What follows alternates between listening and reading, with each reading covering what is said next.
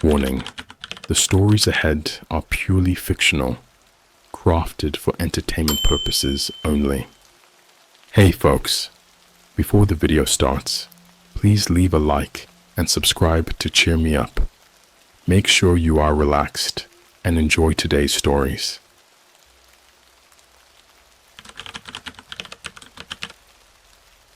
I found a dark web conspiracy forum that proved the elites are half reptilians, half aliens. Now they're trying to erase me. Alright, I'm gonna start this off by saying I've always been into conspiracy theories. Like always. Since I was a kid, I've been the type to go down YouTube rabbit holes, binging everything from the classic JFK assassination to the more out there theories about 5G towers causing mind control. It's always been a fun distraction for me. You know, something to pass the time when regular life gets too boring. But here's the thing, and this is important. I never really believed in any of it. Sure, some of the theories seemed plausible, but they were mostly just wild stories that entertained me late at night. That's it. No harm, no foul. At least, that's what I thought before this happened. It all started about 3 months ago. I was messing around on some deep web forums, something I definitely don't recommend, by the way. For those of you who don't know, the deep web is like the hidden part of the internet that normal search engines don't index. It's shady, like really shady. But if you're looking for certain unconventional information, that's where you go. So I was in this rabbit hole, browsing threads about underground government projects and secret societies. The usual, right? But then I stumbled onto a post that didn't look like the others. The thread was titled, "The Truth About the Elite. They're Not Human." I mean, yeah, I've seen my fair share of posts claiming that the rich and powerful are some sort of alien race or interdimensional beings. It's not exactly new territory, but something about this one grabbed my attention. Maybe it was the way the OP, original poster, wrote it, like they knew something, like they were in on it. The guy's username was something weird, a string of random numbers and letters. A E345X99 or something like that. And the post wasn't very long, but it had this creepy, confident tone. It just said, "You think the elite are humans? You've been lied to. They're not, and they're hiding it in plain sight." Beneath that, there was a link, just a single hyperlink with no description, no further explanation. Now, if you're familiar with the deep web, you know that clicking on random links is usually a terrible idea. Like, you can end up on sites you definitely don't want to see. But again, my curiosity got the best of me, and I clicked it. It took me to a site that was straight up weird. It wasn't flashy or anything, just a basic message board. But what caught my eye was the header at the top of the page. Unveiling the bloodlines of the hybrid reptilian elite.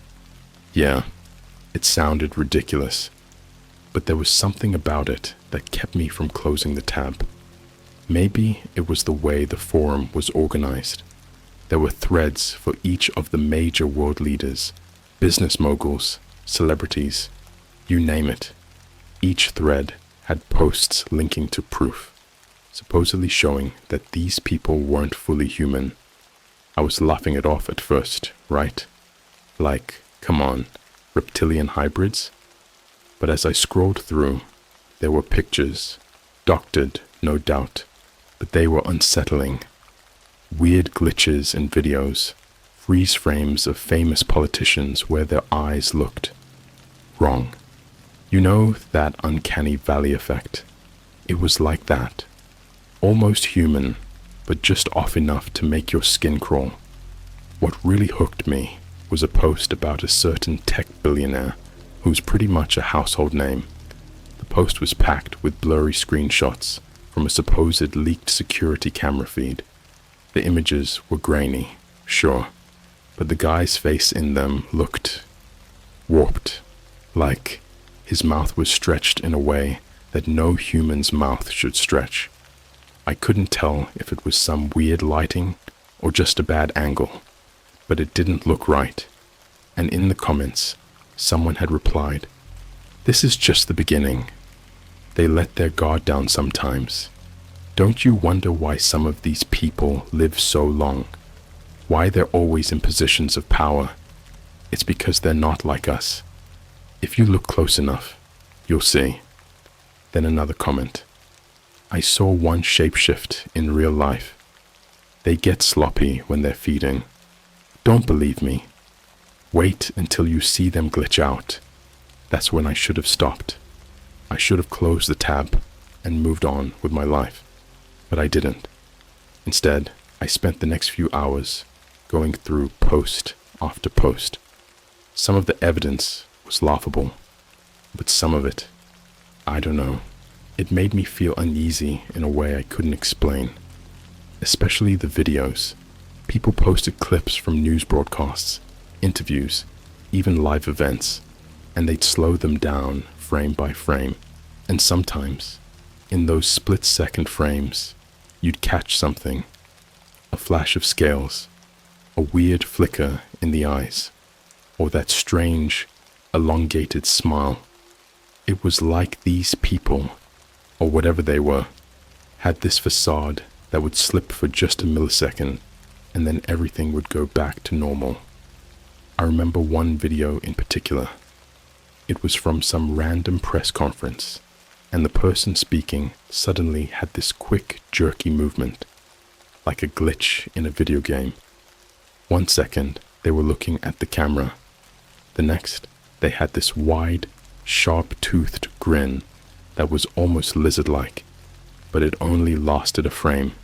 You had to slow it down to catch it, but once you did, it stuck with you. That night, I couldn't sleep. My brain wouldn't shut off. Every time I closed my eyes, I kept seeing those flickers, those glitches, and I started wondering, what if there was some truth to it? What if these people, the ones pulling the strings, weren't really people at all? It was just a dumb thought, but it was enough to make me keep digging. Over the next few days, I kept going back to that forum. I'd scroll through posts, reading the theories, and watching more clips. I was starting to get obsessed, I guess. And I didn't even notice it happening. I just kept thinking, what if? But things got real when I started noticing something strange. At first, it was little things. My internet connection would drop out at random times, even though I had a solid setup. Then, my laptop started acting weird, glitching, freezing, running hot for no reason. I didn't think much of it at first. I figured it was just some old hardware acting up. But then, one night, I heard something.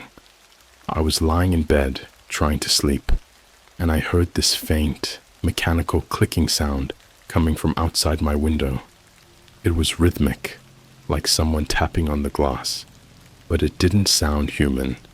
It was too precise. I got up and looked out the window, but no one was there. Just darkness.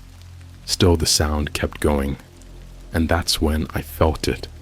This overwhelming sense that someone or something was watching me. I shrugged it off, trying to tell myself it was nothing. But I knew better. Something was starting to happen, and it had to do with that damn forum. After that night, things didn't go back to normal. If anything, they got worse. Way worse. For the next few days, I tried to shake off that eerie feeling of being watched, but it kept creeping back into my head. You know how, when you're alone in your house at night, and suddenly every little creak or noise makes you jump? That's where I was, 24/7. It felt like my skin was crawling. like there were invisible eyes on me, tracking my every move. But I tried to ignore it. I figured it was just my mind playing tricks after spending too much time reading that insane stuff on the forum. That's what I wanted to believe. But then my phone started glitching. Not like a regular software glitch. I mean weird stuff. I'd get random calls from numbers that didn't exist. No name, no number, just unknown. And whenever I picked up, there'd be this faint static on the other end. No voice, no breathing, just this low, droning static, like an old TV with no signal. It was creepy, but I figured it was some kind of spam. Or maybe my phone was busted. I don't know. I kept telling myself that, but it didn't stop there. My emails were next. One morning, I opened my inbox, and there it was, an email from a sender named X!000394. That's it. Just random characters, like a broken encryption or something. There was no subject line, no body text, just an attachment. Here's the thing. I'm not stupid. I knew enough about cyber threats to understand that downloading random attachments from mysterious emails is basically asking for your computer to get fried by malware. So I deleted it without opening it. But that wasn't the end of it. The next day, I got another email from a different gibberish name. Same deal. No subject, no message, just an attachment. This time, I was really freaked out. Who the hell was sending these? And why? Again, I deleted it. But the emails kept coming. Every day. Always the same format. Always from different fake usernames. I stopped deleting them after the third day. I didn't even want to click on them anymore. I thought maybe my deep web browsing had triggered some bot or something. But deep down, I had this gnawing feeling that someone was trying to send me a message I wasn't supposed to ignore. The weirdest part? Every time one of those emails showed up, I'd get that same sensation, the one I'd felt when I heard that tapping outside my window. It was like a heavy pressure on my chest, this cold chill that ran down my spine, as if someone or something was standing just behind me, breathing down my neck. And that's when I noticed something else. It wasn't just the emails. It wasn't just my phone. The static, the tapping, the glitches, they followed me everywhere. It started happening when I left the house. I'd be at the grocery store, minding my own business, and suddenly I'd feel it, that prickling sensation on the back of my neck. I'd look around, and there'd be nothing, just people going about their day, oblivious. But the feeling wouldn't go away. It got worse the longer I was out. It got so bad that I started cutting my trip short just to get back home, where at least I could lock the doors and close the blinds. But even that didn't help. The worst part was when I started seeing them. It was subtle at first. Just people in crowds who seemed off. I'd catch a glimpse of someone at the edge of my vision, and for a second, they look wrong. Like their face wouldn't quite match the rest of their body, or their eyes would be too wide, too dark. I'd blink, and they'd be gone, blending back into the crowd like nothing had happened. I know how that sounds. Believe me, I do. But I wasn't imagining it. It wasn't just a trick of the light or paranoia from reading too many conspiracy posts. It was real. I could feel it. Then one night, about a week after I first started visiting that forum, I was walking back from my local convenience store. It was late, probably around 11 p.m., and the streets were mostly empty. The streetlights buzzed faintly, casting those weird yellow halos you get in suburban neighborhoods. I was about halfway home when I heard footsteps behind me. They were soft, barely noticeable, but just loud enough to make my heart start racing. I glanced over my shoulder, and there he was, a man in a long dark coat, walking about 20 feet behind me. He wasn't running, but he wasn't strolling either. His pace matched mine perfectly, like he was keeping time with me. I told myself it was nothing, just some guy heading the same way as me. But then, when I slowed down, so did he. When I sped up, he did too. I started feeling that cold dread in my stomach, the same feeling I'd gotten from the emails and the phone calls. I quickened my pace, and so did he. But he didn't run. He just glided along, like he was stalking me, making sure I knew he was there. At this point, I wasn't thinking straight. I was panicking. My breath was coming in shallow gasps, and my heart was pounding in my ears. I was just a few blocks from home, so I decided to book it. I sprinted down the street, not looking back, my legs burning as I pushed myself harder than I'd ever run before. When I finally reached my front door, I fumbled with my keys for what felt like forever before bursting inside and slamming the door shut behind me. I leaned against it, trying to catch my breath, and listened. Nothing.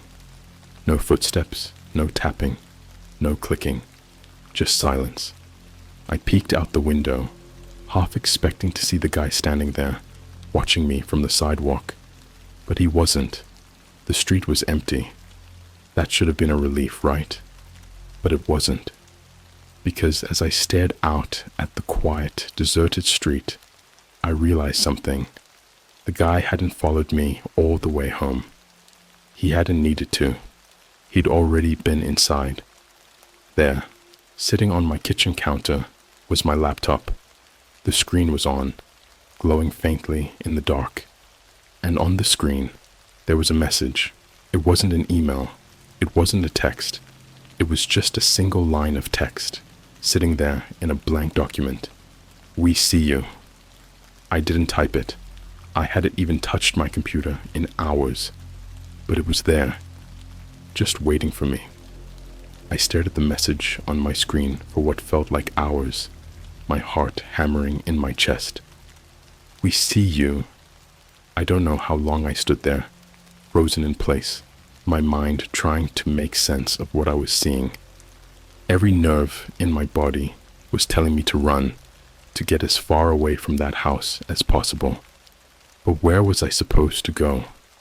I kept thinking about the guy who had followed me, or whatever he was.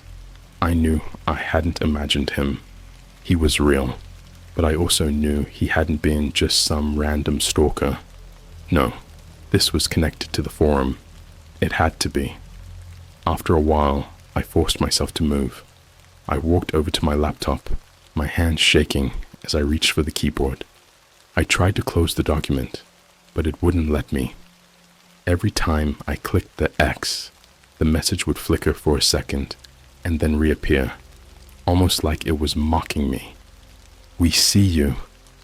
I felt this sickening wave of paranoia wash over me, like I was being watched from all angles.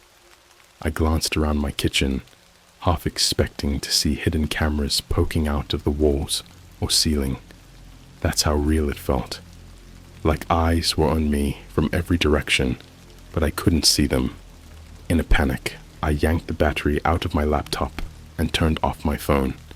I knew it wouldn't stop them, whoever they were, but it made me feel like I had some control, however small. I spent the rest of that night pacing around my apartment, checking the locks on my doors and windows, making sure they were all secure. But I couldn't shake that feeling, that pressure of being watched. Sleep was out of the question, so I just sat in the living room, every muscle in my body tensed, waiting for something to happen. For hours, nothing did. No emails, no strange sounds outside. The house was eerily silent, and somehow that made it worse. By the time the sun came up, I was a mess. My thoughts were racing, but one thing was clear. I couldn't stay in my apartment anymore. Not after what had happened with the laptop. They knew where I lived. Hell, they probably knew everything about me. My name, my address, maybe even who my friends and family were. I packed a bag with some essentials, grabbed my car keys, and got out of there. I had no plan, no destination, just a desperate need to be somewhere else. Anywhere else. The first place I thought to go was my friend Kyle's house. He lived about an hour away, out in a rural part of town, where the streets were empty and the neighbors were few and far between. It seemed like the safest place to hide for the time being. Plus, Kyle was the kind of guy who didn't ask too many questions.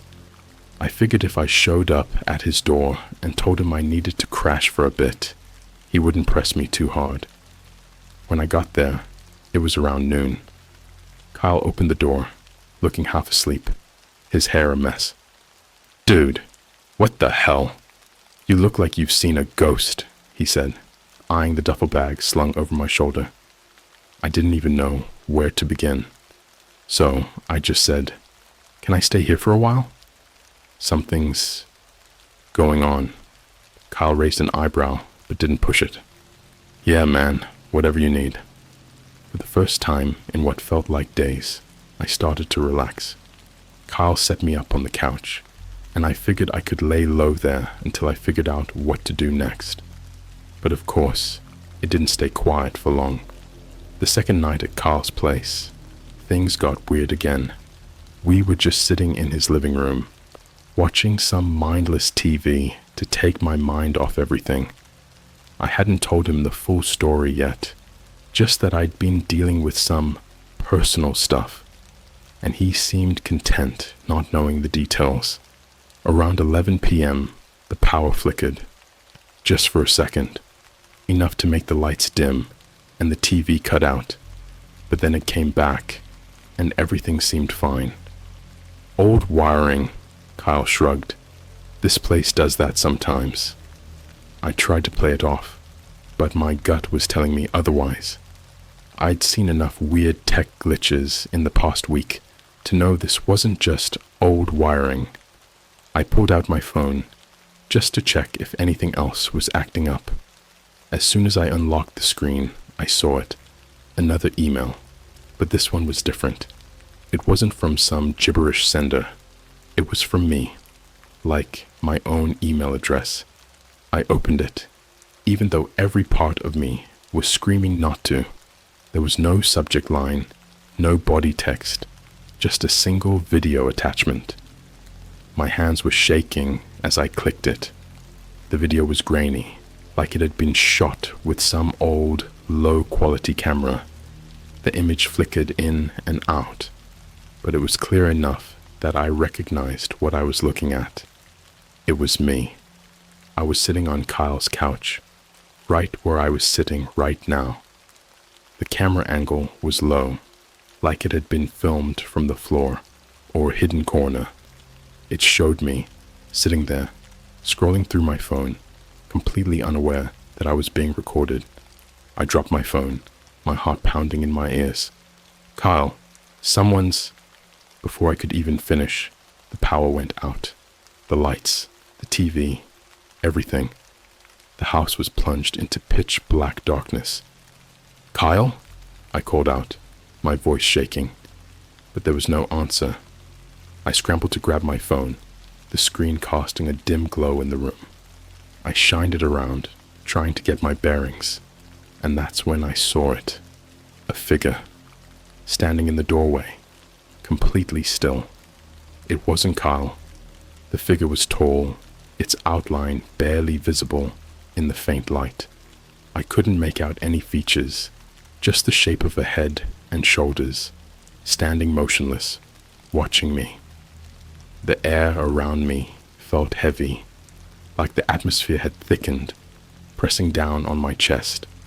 I was frozen, my brain scrambling to make sense of what I was seeing. Then, in a sudden flicker of movement, the figure stepped back into the shadows, disappearing from view. I bolted up from the couch, my phone trembling in my hand. Kyle! Kyle! Where are you?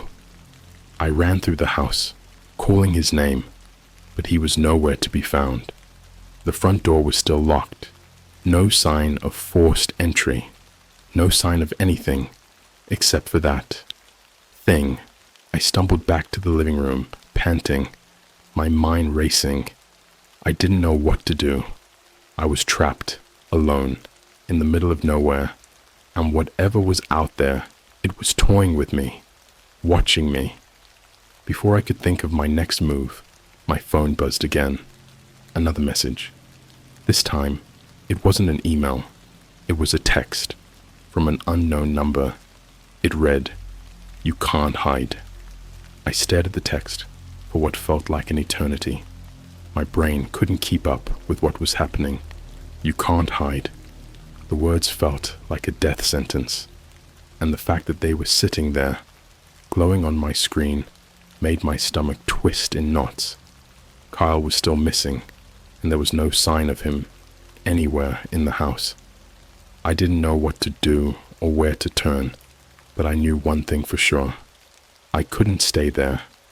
Not after seeing that figure. Not after getting that text.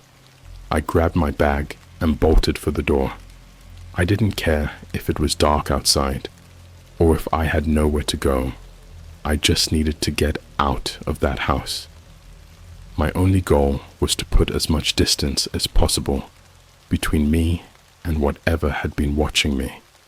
I jumped into my car, hands shaking so badly I could barely get the key in the ignition. When the engine finally roared to life, I slammed on the gas, peeling out of Kyle's driveway and into the empty road. The headlights cut through the pitch black night, but I still felt like something was out there, lurking just beyond the light. As I sped through the narrow, winding streets, the same thought kept repeating in my head. What the hell is happening? I didn't have any answers. I didn't even know where I was driving, only that I had to keep going. My mind was racing, trying to piece together everything that had happened. The forum, the emails, the figure in the house. It all felt connected, but I couldn't make sense of how. All I knew was that I'd stumbled onto something I wasn't supposed to see, and now it felt like there was no escaping it. I glanced at the clock on my dashboard. 3:07 a.m. The road was completely deserted, nothing but dark woods on either side. I felt like I was driving through the middle of nowhere, but that was the point, right? To get as far away as possible. That's when my phone buzzed again. I didn't want to look. Every time I got one of those messages, something worse happened, but the buzzing didn't stop.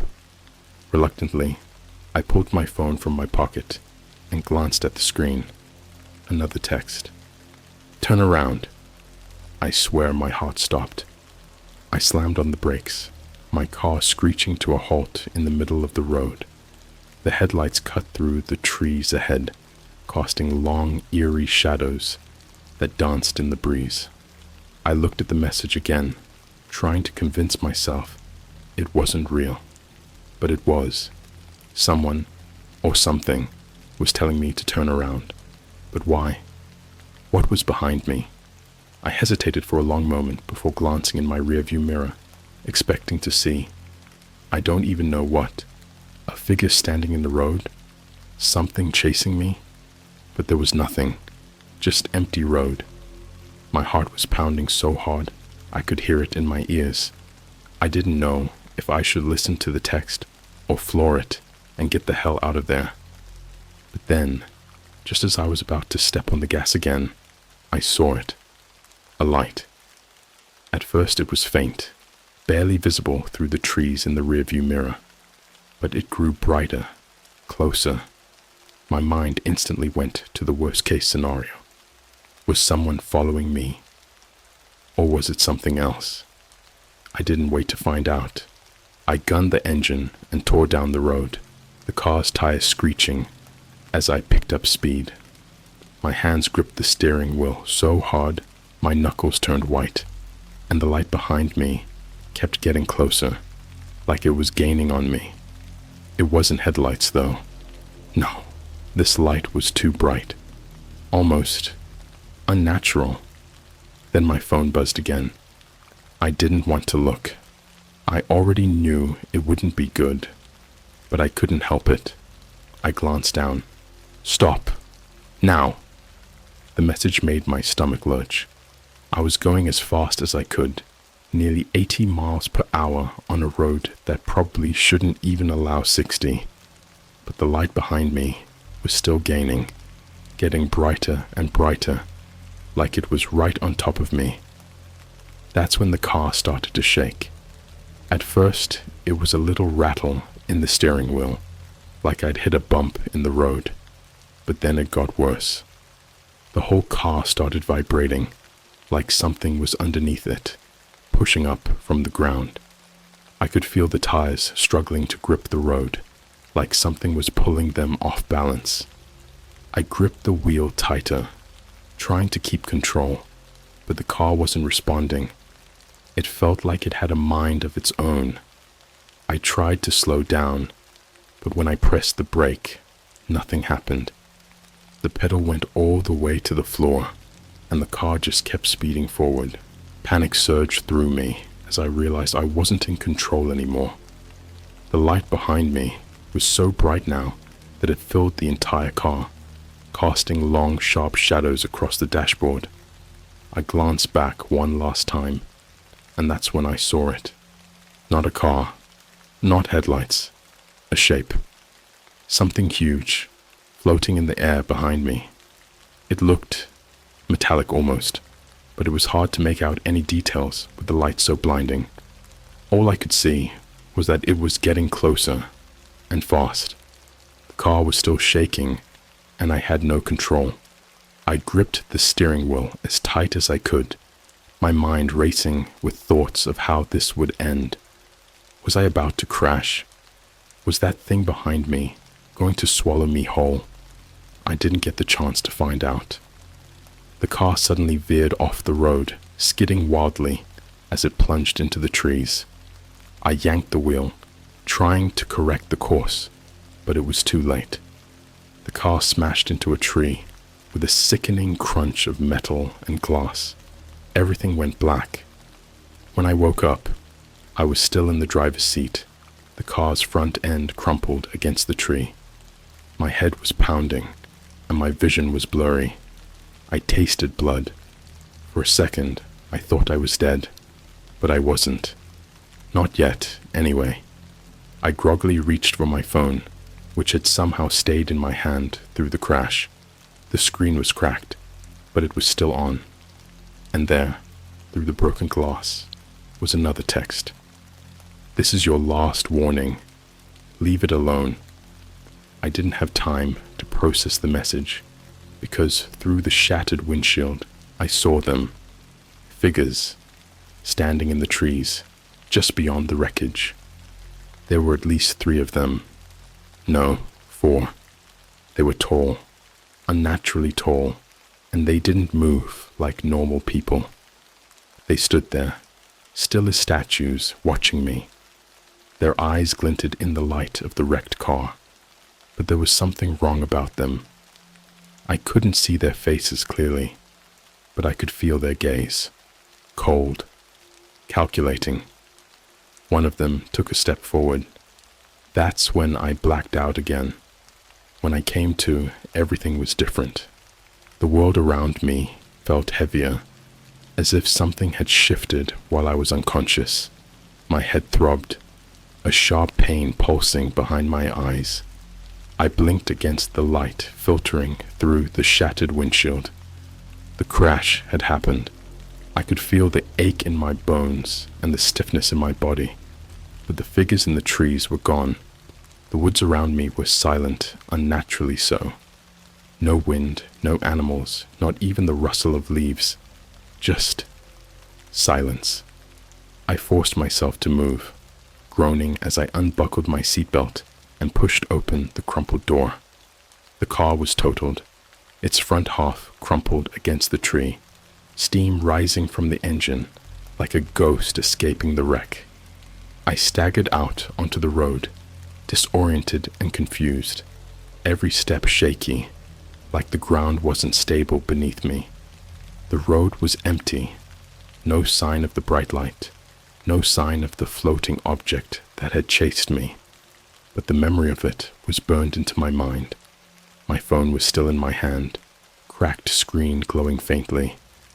I checked for more messages, half expecting another cryptic warning, but there was nothing, just the previous message. This is your last warning. Leave it alone. The weight of those words pressed down on me. I had no idea who or what was behind it, but they'd made it clear. I'd seen too much, and they wanted me to stop, but I wasn't even sure what it was anymore. The forum? The conspiracy? The glitching figures? Was any of it real, or had I been caught up in something I couldn't understand? I stumbled along the road, trying to get my bearings. My car was wrecked. My body felt like it had been put through a meat grinder, and Kyle was missing. My only thought was to find help, get to a phone, call someone, anyone, and figure out what the hell to do next. That's when I heard it. A low, mechanical hum, vibrating through the air. I froze, my pulse quickening. It was faint at first, almost imperceptible, but it was getting louder, closer. I looked around, but there was nothing, just the empty road stretching out in both directions, disappearing into the dark woods. The hum intensified, and then I saw them, far down the road, emerging from the shadows. 4 figures, walking slowly, deliberately, towards me. They were the same ones I'd seen before. Tall, unnaturally tall, their movements too smooth, too controlled. Even at this distance, I could feel their eyes on me, watching, judging. Panic surged through me. My body screamed at me to run, but I knew it wouldn't matter. They were faster, smarter, more in control. Running wouldn't save me. The hum grew louder, like it was surrounding me, coming from everywhere at once. My heart pounded in my chest as I looked around for any way out. That's when I noticed something. A car, parked on the side of the road, half hidden in the trees, like it had been abandoned there. It was old, beat up, but in that moment, it was my only hope. I sprinted towards it, my legs burning with every step. Behind me, I could hear the figures picking up their pace, their footsteps eerily synchronized, like they were moving as one. I reached the car and yanked the door open. The keys were still in the ignition. I didn't stop to question my luck. I turned the key, praying that the engine would start. It sputtered, coughed, and then roared to life. Relief flooded through me as I slammed the car into gear and peeled out onto the road. The figures were closer now, almost inhumanly close. But as I sped away, they stopped. They just stood there, watching as I disappeared down the road. I drove for what felt like hours, not knowing where I was going, just needing to put as much distance as possible between me and those things. The further I got, the less intense the hum became, until eventually it was gone, leaving only the sound of the wind rushing past the open windows. I didn't stop until I reached the next town. I pulled into the parking lot of a gas station, hands trembling, as I turned off the engine. For a moment, I just sat there, trying to process everything. My mind raced with questions I had no answers to. Who were they? What did they want? Why had they let me go? I glanced down at my phone again, hoping, praying that this nightmare was over, that I'd get home, and somehow things would go back to normal. But deep down, I knew better. I unlocked the screen, and my heart sank. A new message. We'll be watching. I stared at it, my hands cold and clammy. I knew what it meant. I could try to forget everything I'd seen, everything I'd uncovered, but it didn't matter. They weren't going to let me go that easily. I was marked now, under surveillance. No matter where I went, no matter how far I ran, they'd be watching, waiting. I threw the phone onto the passenger seat, my mind racing. I couldn't keep living like this, constantly looking over my shoulder, waiting for the next email, the next message, the next figure in the shadows. I needed to get out, go somewhere they couldn't find me. But even as I thought that, I knew it was pointless. They always find you. I looked out at the empty gas station, the faint glow of the streetlights casting long shadows across the parking lot. For a brief moment, I let myself believe that maybe, just maybe, I could get away, that I could disappear and leave all of this behind. But then, just outside the glow of the lights, I saw them. Figures, tall, motionless, watching, and I knew deep down that there was no escape. They were always going to be there, waiting.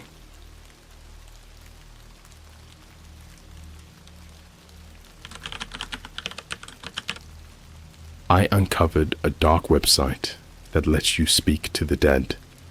The people I've talked to aren't resting in peace. Alright, I know this is going to sound crazy, but bear with me for a second. You know how you sometimes find yourself on YouTube at like 3 a.m. clicking on random videos until you're deep in some weird conspiracy rabbit hole? Yeah, that's how this all started. Except this time, I wasn't just watching videos about haunted dolls or government secrets. I ended up on a part of the internet where I probably shouldn't have been. The deep web. Before you say it, I know. Everyone says to stay away from that stuff. There's a reason it's hidden, right? But honestly, I wasn't even looking for anything that sketchy. I just got curious after watching a video about someone ordering a mystery box from the dark web. You know, the usual weirdness. The way they talked about it, I just wanted to see for myself what was out there. So I downloaded Tor, the browser that lets you access the deep web, and did what I thought would be a quick little dive. At first, it was kinda underwhelming. Lots of forums, pages that wouldn't load, shady marketplaces selling stolen credit cards, stuff that felt illegal but distant, like I wasn't really in any danger as long as I didn't buy anything. I almost closed my laptop when something caught my eye. It was a link on some obscure forum with a title that read, "Talk to the Dead, no joke, 100% legit." Now, I know what you're thinking. There's no way this was real, right? I thought the same thing. But the way the comments were written, it wasn't like your typical trolls or scammers. People were dead serious, saying things like, "It works, but be careful who you try to reach," or "I wish I never opened that door." Most of the replies were like warnings, but in that cryptic, don't ask, more questions way. It felt weirdly real, and that's what pulled me in. I clicked the link. The page took forever to load, which made me think it was a dead link at first. Pun intended. But finally, it loaded a plain black screen with a single line of text. Enter the name of the deceased. No instructions, no explanation. Just that one sentence, almost daring me to type something. I stared at it for a good minute, thinking about whether I should mess with this or just close out and move on. But of course, curiosity got the better of me. I wasn't going to try anything serious. It's not like I actually thought I could speak to someone who's passed on, so I typed the first name that came to mind. John Doe. Yeah, I know. Super original. But I figured it was a generic name, and nothing would happen. I hit enter, and for a second, Nothing did happen. But then, the text changed. No connection. Try another. Huh.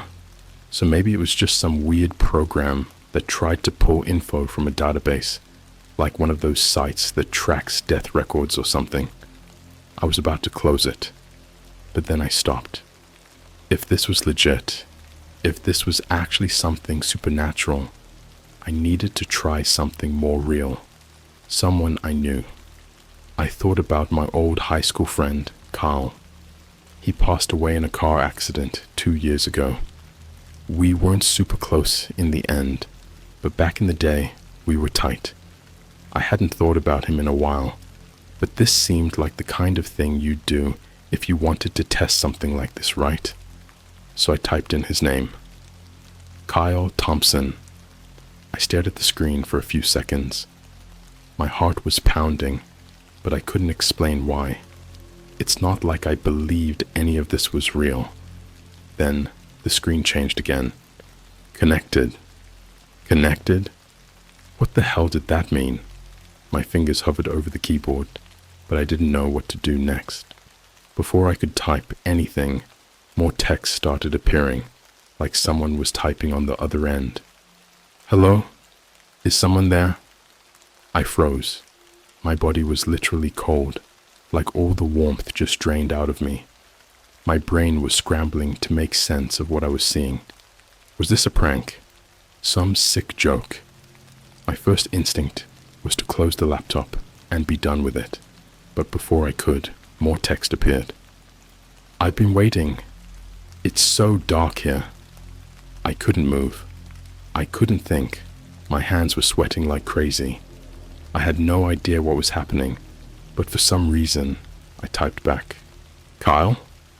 There was a pause, like whoever, or whatever, was on the other end was thinking then, yes, it's me. Where am I? I don't remember. It's cold. Everything's blurry. I didn't know how to respond. This wasn't just some bot pulling random phrases from a script. This felt personal. Too personal. You died, I typed before I could stop myself. You've been gone for 2 years. Another pause. I could feel my heart hammering in my chest, waiting for what came next. I don't remember dying. I just woke up here. Where is here? I can't see anything. I can't feel anything. Am I still alive? That's when it hit me. This wasn't a prank. This wasn't some random script. If this was really Kyle, or whatever version of him this was, he didn't know he was dead. And I was the one telling him. I didn't sleep that night. I didn't touch my laptop for the next few days. Honestly, I didn't even want to be in the same room with it.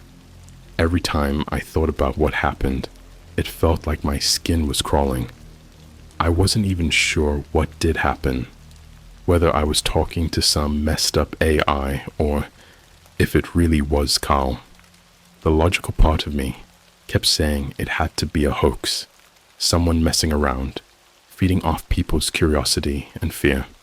But then, why did it feel so personal? Why did it feel like I had opened something I couldn't close? But here's the thing about curiosity. Even when you know you should leave something alone, it keeps picking at you, like an itch you can't scratch. So, despite every instinct telling me to leave it alone, one night I found myself opening that black screen again. The weird thing was, when I went back to the deep web link, it wasn't there anymore. The forum post was gone, the entire thread wiped clean like it had never existed. I tried searching for it, Googling keywords, checking archives. Nothing. Like it was scrubbed from the internet. I couldn't explain it, but I knew what I saw. And if the post was gone, why was the page still loading in my browser? I figured it was some glitch. Maybe the site was still stored in my cache or something. But there it was. Plain black screen. Same chilling prompt. enter the name of the deceased. Part of me was tempted to just close the tab and forget about it forever, but something about my last conversation with Kyle wouldn't leave me alone. He didn't remember dying. He didn't know where he was. That was the part that kept gnawing at me. What if it really was him? My fingers were shaking as I typed again. Kyle Thompson. I waited. The words on the screen changed almost immediately. Connection restored. I swallowed hard. Whatever this was, it remembered me. It remembered our last conversation. I'm still here, appeared on the screen. I hesitated before typing back. Kyle, is it really you? There was a pause this time, longer than before. Then, yes, but it's different now. I felt a cold wave of dread.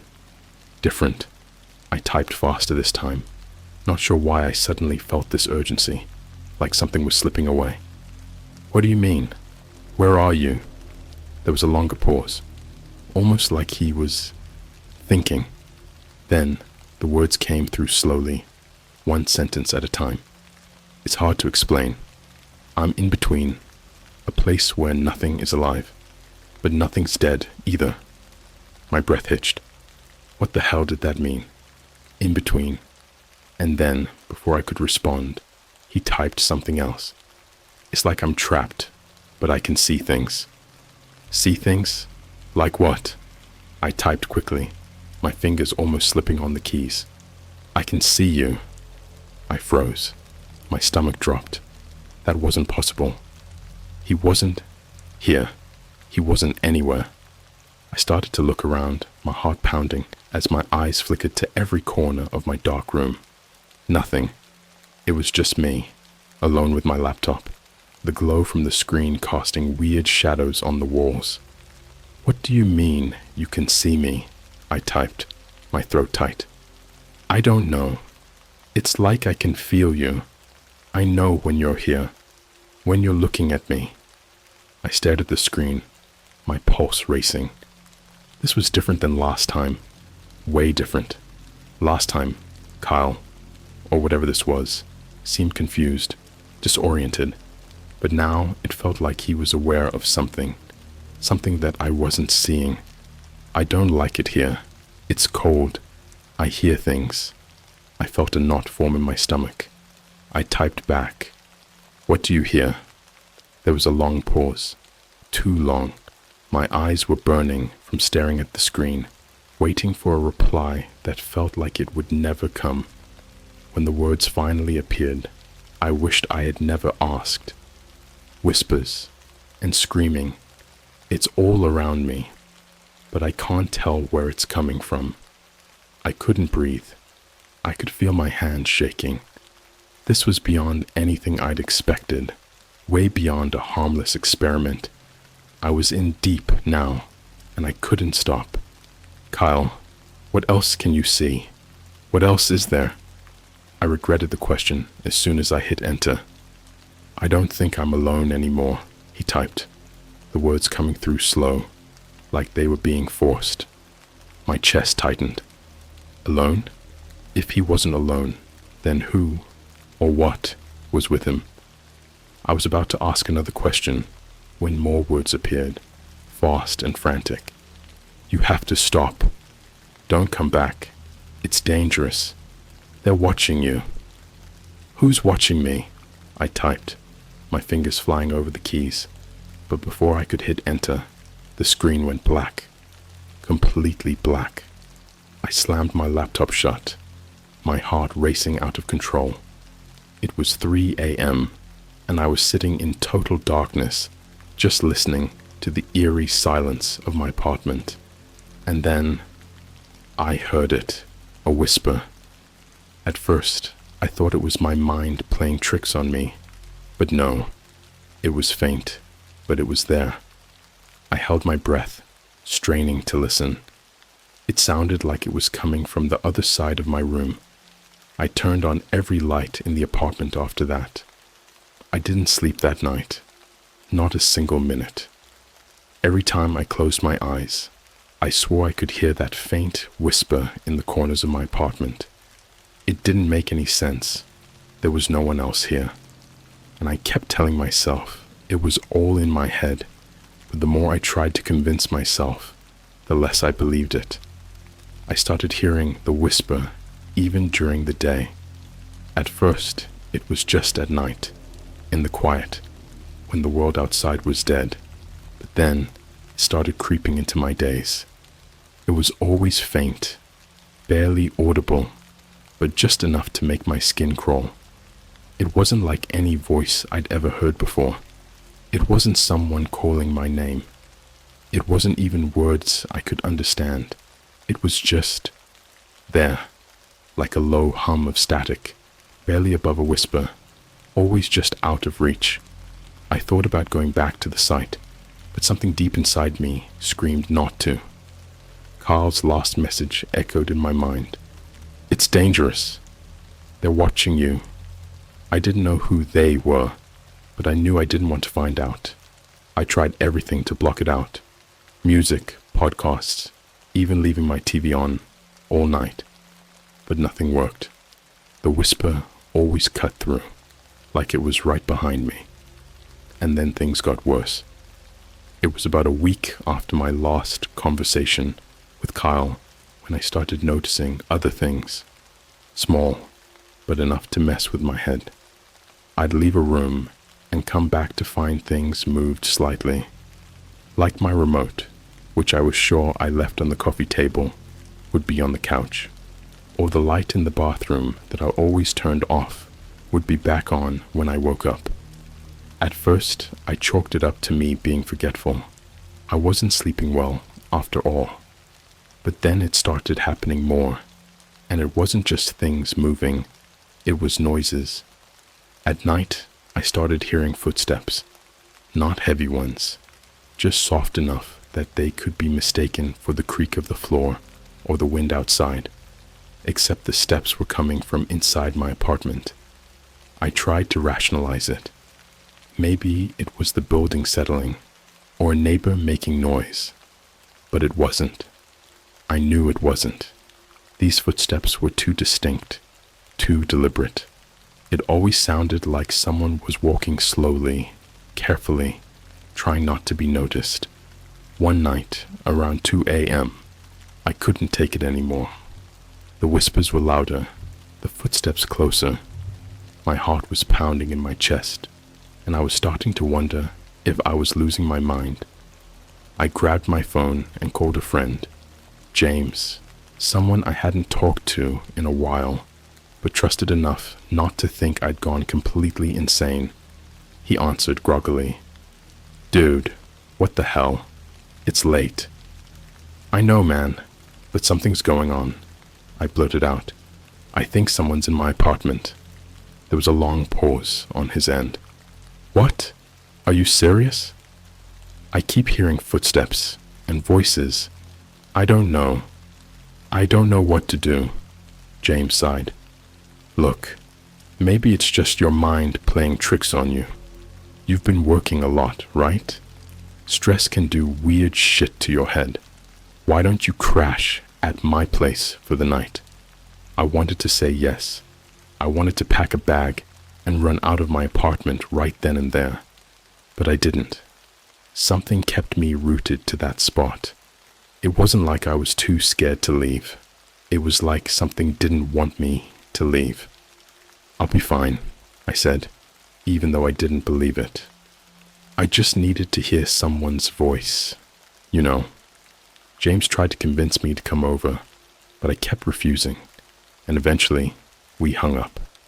I sat there, staring at my phone for a while, the whispers now so low I could almost ignore them. Almost. That's when the knocking started. 3 sharp knocks. They came from the hallway outside my apartment door. My stomach dropped, and I froze.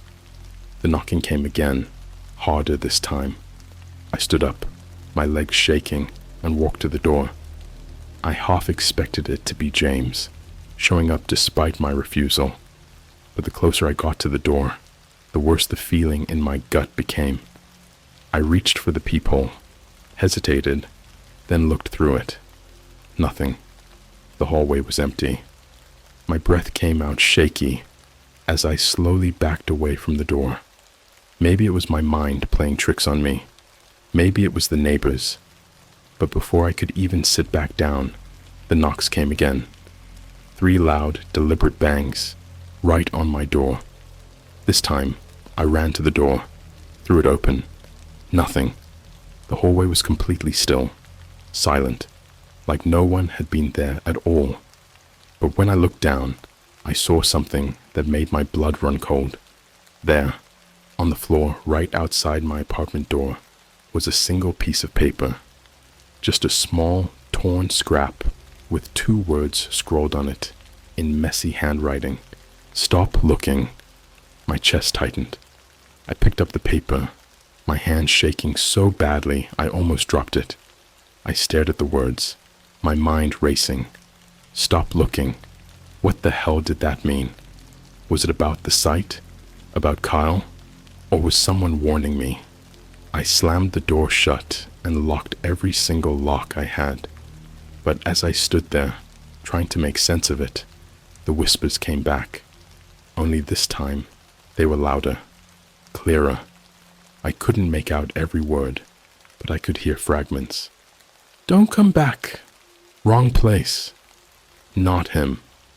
I felt like I was going to be sick. They were talking about Kyle, weren't they? I backed away from the door, stumbling over myself, and ran into my bedroom. I shut the door, locking myself inside, like that would do any good. I didn't sleep at all that night. I sat on my bed, clutching my phone, staring at the piece of paper with those 2 words burned into my brain. Stop looking.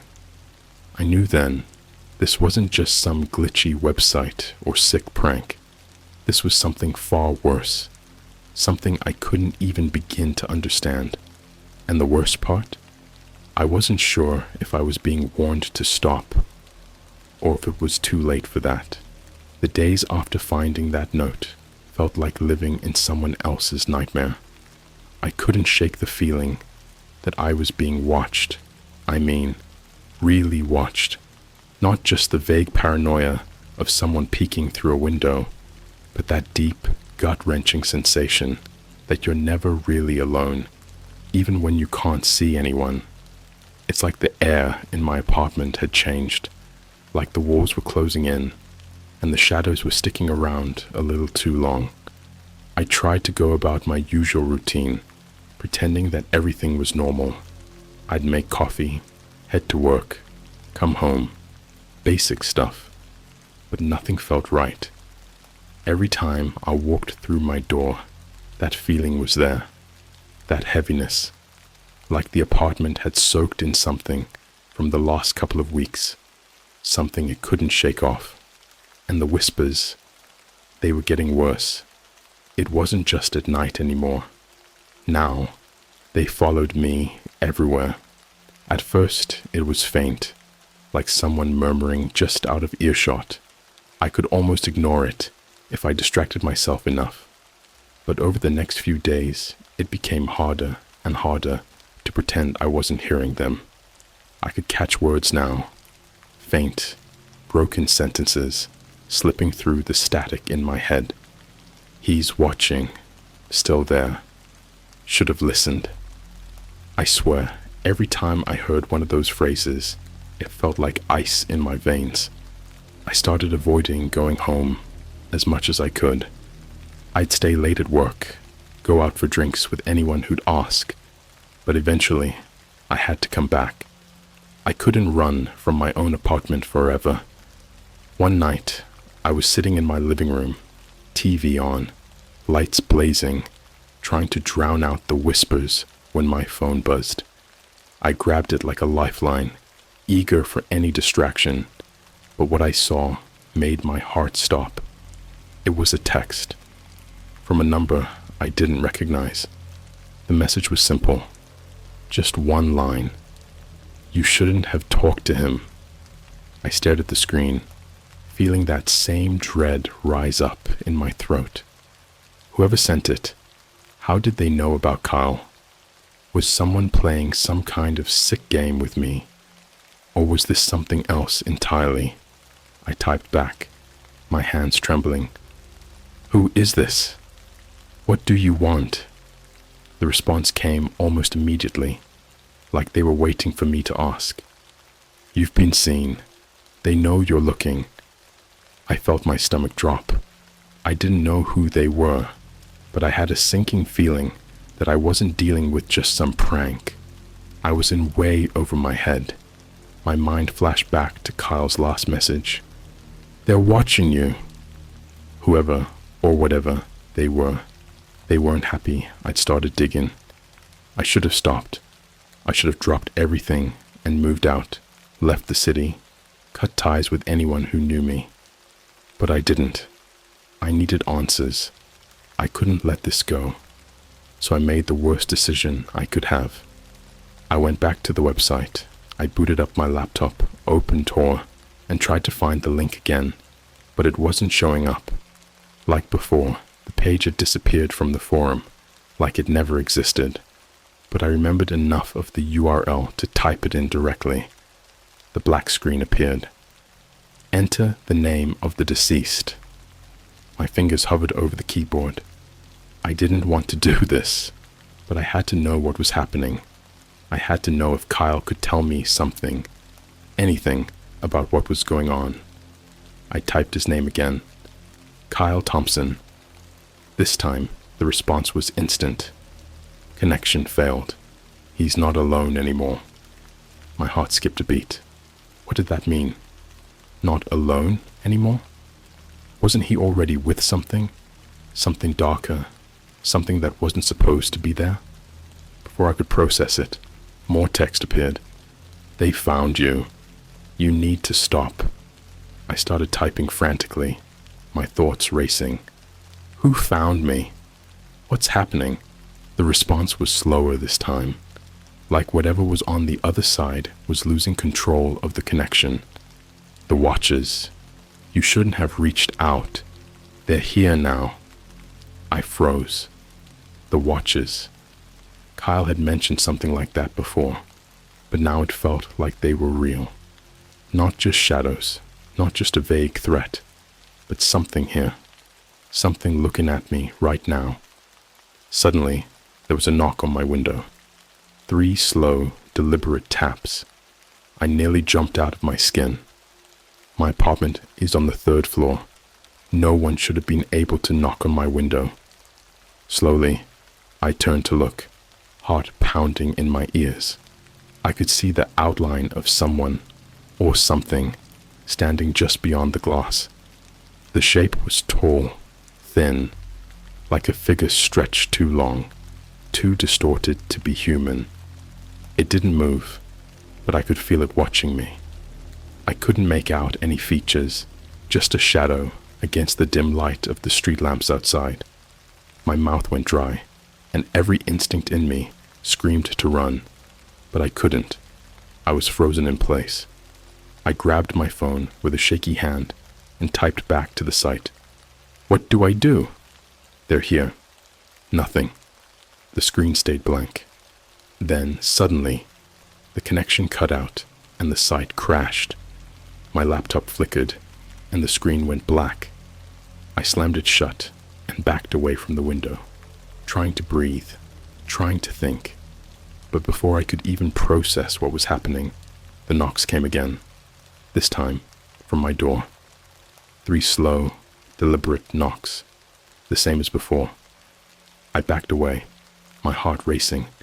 The figure outside the window didn't move, but I knew it was the same thing. It had moved to my door, just to let me know it could. I stood there, shaking, staring at the door. The knocks came again, louder this time. It was daring me to open it, to face whatever was waiting for me. I didn't. I ran to my bedroom and locked myself in, pressing my back against the door, trying to control my breathing. The whispers were louder now, filling the room, filling my head. Too late. Too late. They're here. I don't know how long I sat there, but eventually the knocking stopped. The whispers faded, and the air in my apartment felt still again. But I knew, even in the silence, that something was waiting, watching. I didn't sleep that night. I haven't slept much at all since then.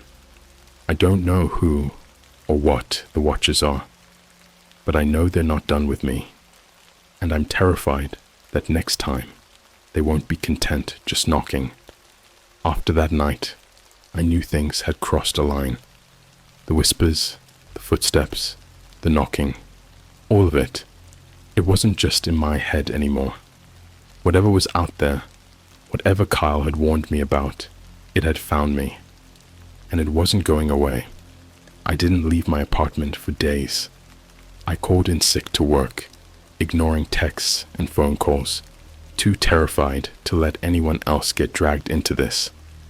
I stayed locked inside, lights on 24/7, every single door and window bolted shut, even though I knew deep down none of it would keep them out. I could feel it, that heaviness in the air, that constant pressure. I was trapped, but not by walls, by the presence of something I couldn't see. And every night, the knocking would come back. Always 3 knocks, always slow, deliberate. It was the same pattern, over and over, like a ritual, like they were reminding me they could get to me whenever they wanted. The first couple of nights, I didn't move. I just sat there, shaking, too scared to even breathe. But by the 3rd night, I snapped. The constant fear was eating me alive, and I couldn't take it anymore. When the knocks came, I grabbed the nearest thing I could find, a heavy kitchen knife, and stormed over to the door. My heart was pounding so hard, I thought it was going to burst out of my chest, but I didn't care. I had to confront whatever this was. I couldn't keep living like this, locked up and waiting to see what came next. I flung open the door. Nothing. The hallway was empty. Just like before, there was no one there.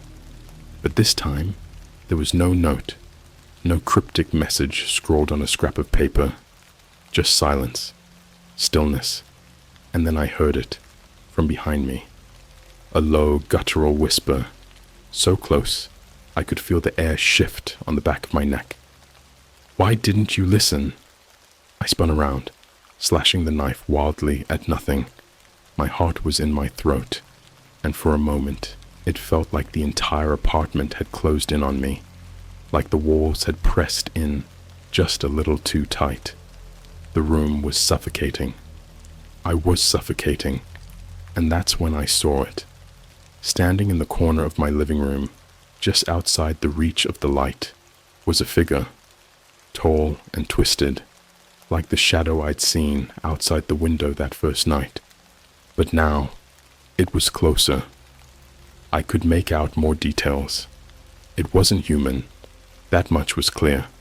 Its limbs were too long, its face too featureless, a smooth, dark void where a face should have been, almost like it was wearing a mask made of shadow. It stood there, perfectly still, its long arms hanging down to its sides, too long to be natural. I backed away, knife shaking in my hand, but it didn't move. It didn't need to. I could feel the weight of its presence crushing me, pinning me in place. It was like staring into an empty abyss, and the longer I looked, the more I felt like I was falling into it.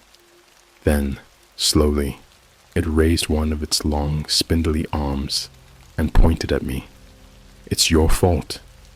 The voice wasn't coming from the figure. It was coming from everywhere. The walls, the floor, the air around me. It was like the entire apartment was speaking to me in that low, distorted whisper. My mind raced. Was this Kyle? Was this what was left of him? Or was it something else entirely? Something using him to get to me?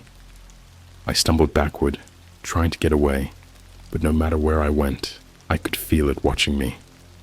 Its blank face followed me, its dark, empty eyes locked on mine, even though there were no real eyes to see.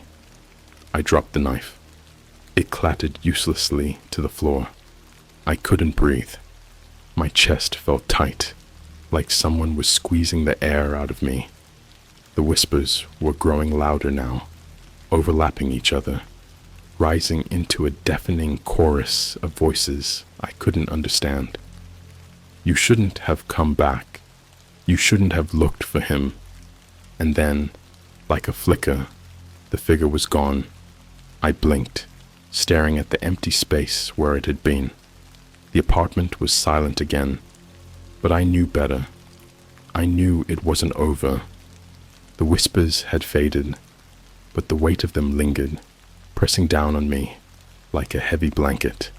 The feeling of being watched never went away. That night, the knocking didn't come. For the first time in weeks, the apartment was completely still. No knocks, no footsteps, no whispers. But it didn't feel like a victory. It felt like a pause, like whatever had been tormenting me was waiting for something. I should have felt relief. I should have been glad that, at least for one night, the nightmare seemed to have stopped. But I didn't. I knew that whatever was happening wasn't done with me. I could still feel them, the watchers, the ones who had followed me since I first reached out to Kyle. I didn't sleep. I couldn't.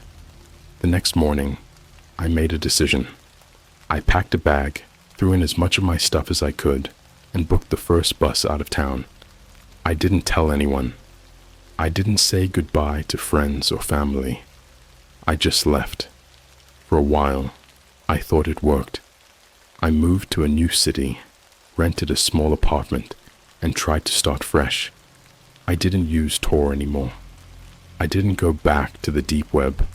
I didn't talk about Kyle, or the Watchers, or anything that had happened. I buried it, locked it away in the back of my mind, and tried to convince myself it was over. But it wasn't. A few nights ago, I heard it again. That same slow, deliberate knock. 3 knocks, right outside my door. And then, in the silence, I heard a whisper. We never stop watching. So, now I know. No matter where I go, no matter how far I run, I can't escape them. The Watchers are always there. In the shadows. In the quiet moments when you think you're safe. And if you're reading this, if you're even thinking about looking for that site for answers, don't. You might think you'll be safe. That it's just a harmless game. Or some online prank. But it's not. The Watchers are real. And once they see you, they never stop. I've accepted that now. I've stopped running.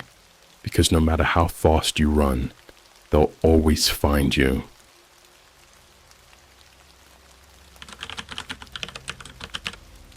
I found a dark web service that offers virtual possession. My body isn't mine anymore. It all started about 3 months ago. I'm not a reckless person. At least I never thought I was. But you know how things can spiral. You're bored one night, watching some weird YouTube videos. You click on a random Reddit thread about the deep web, and suddenly, you're on this slippery slope of curiosity. It's almost like you want to see how far you can go without crossing the line. At first, it was just research. I wasn't even planning on going on the deep web. I just wanted to read about it, see what kind of messed up stuff was out there. But eventually, that wasn't enough. I had to see it for myself. I downloaded Tor, got a VPN, obviously, I'm not that dumb, and started exploring. It's crazy how quickly the usual internet feels like a theme park compared to the deep web. It's all dark pages, broken links, cryptic forums. You feel like you're trespassing, even when you're doing nothing illegal. It's just there. It's a completely different vibe. At first I stuck to the safer areas, the marketplaces that sold weird collectibles or conspiracy theory blogs that looked like they hadn't been updated in a decade. But then I started to wonder if there was more. And there was more. Way more than I ever wanted. I ended up on this one forum. No name. Just a black page with white text. The posts were short, vague, and I couldn't figure out what it was really about at first. A lot of the users had random letters and numbers for usernames, so I felt like that was normal. But what caught my eye was this thread titled, "Unlock Your Body for Real Power, Virtual Possession for the Curious." It sounded like nonsense, like one of those fake ads you'd see in the back of a sketchy magazine. Virtual possession. What did that even mean? I didn't believe it, but I was intrigued. Plus, there were no replies. It was just there, waiting for someone to take the bait. So like an idiot, I clicked. The thread had only one post from the OP, user 13507. Yeah, real original. It was short, almost like instructions or a pitch. Ever wanted to let go of your body for a while? Experience something new? For a limited time, we're offering a chance to be virtually possessed. Let something else take the wheel for a bit. Safe, easy, and you'll feel things you've never felt before. Guaranteed. Message for details. I should have backed out right there. I should have closed the laptop, maybe even uninstalled Tor, and called it a night. But my curiosity, it's like that nagging itch you can't ignore. And in some twisted part of my brain, I just had to know. I wanted to see what they meant by virtual possession. Did they use some kind of tech? Was it like a VR thing? Or some shady hypnosis technique? Before I even realized what I was doing, I clicked on user 13507's profile and hit send message. I wasn't expecting an answer anytime soon, but I got one back almost immediately. No greeting, no introduction, just, "You in? There's a price." I felt my heart pound a little harder, not because I was scared, but because I was curious. It felt like I had already gone too far to stop now. I didn't even know what the price was, but part of me was already thinking about saying yes. Without even thinking it through, I typed, "What's the price?" His response was almost instant again. "Your control." Just for a little while. The words made my skin crawl, but I still wasn't sure what he meant. My control? What, was he going to hack into my computer? Take over my screen? Make me do some weird remote task? I started thinking it was just some prank, some troll trying to scare off noobs like me from the deep web. So, in the dumbest move of my life, I typed, "Fine, let's do it." I was almost laughing as I hit send. I still thought this was some elaborate joke. The whole concept of virtual possession just sounded so ridiculous. But the reply that came back was different this time. Longer. "Great. Keep your phone close. I'll send you instructions soon. Just relax. Don't resist." That's when it started to feel real. There was something about the way it was written that sent a chill down my spine. It wasn't a joke anymore. I could feel it. And yet, I still wasn't totally freaked out. It was like the fear was mixing with this strange, sick excitement. I wanted to see how far this would go. I wanted to know what the catch was. So I left my phone next to me and waited. It didn't take long. About 10 minutes later, my phone buzzed with a text. No number, no caller ID. Just a message that said, "Ready?" I stared at it for what felt like forever.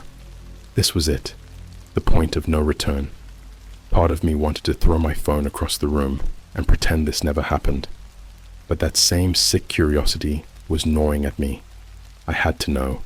I had to see what would happen. So, I took a deep breath and typed back, "Yeah." The moment I hit send, something weird happened.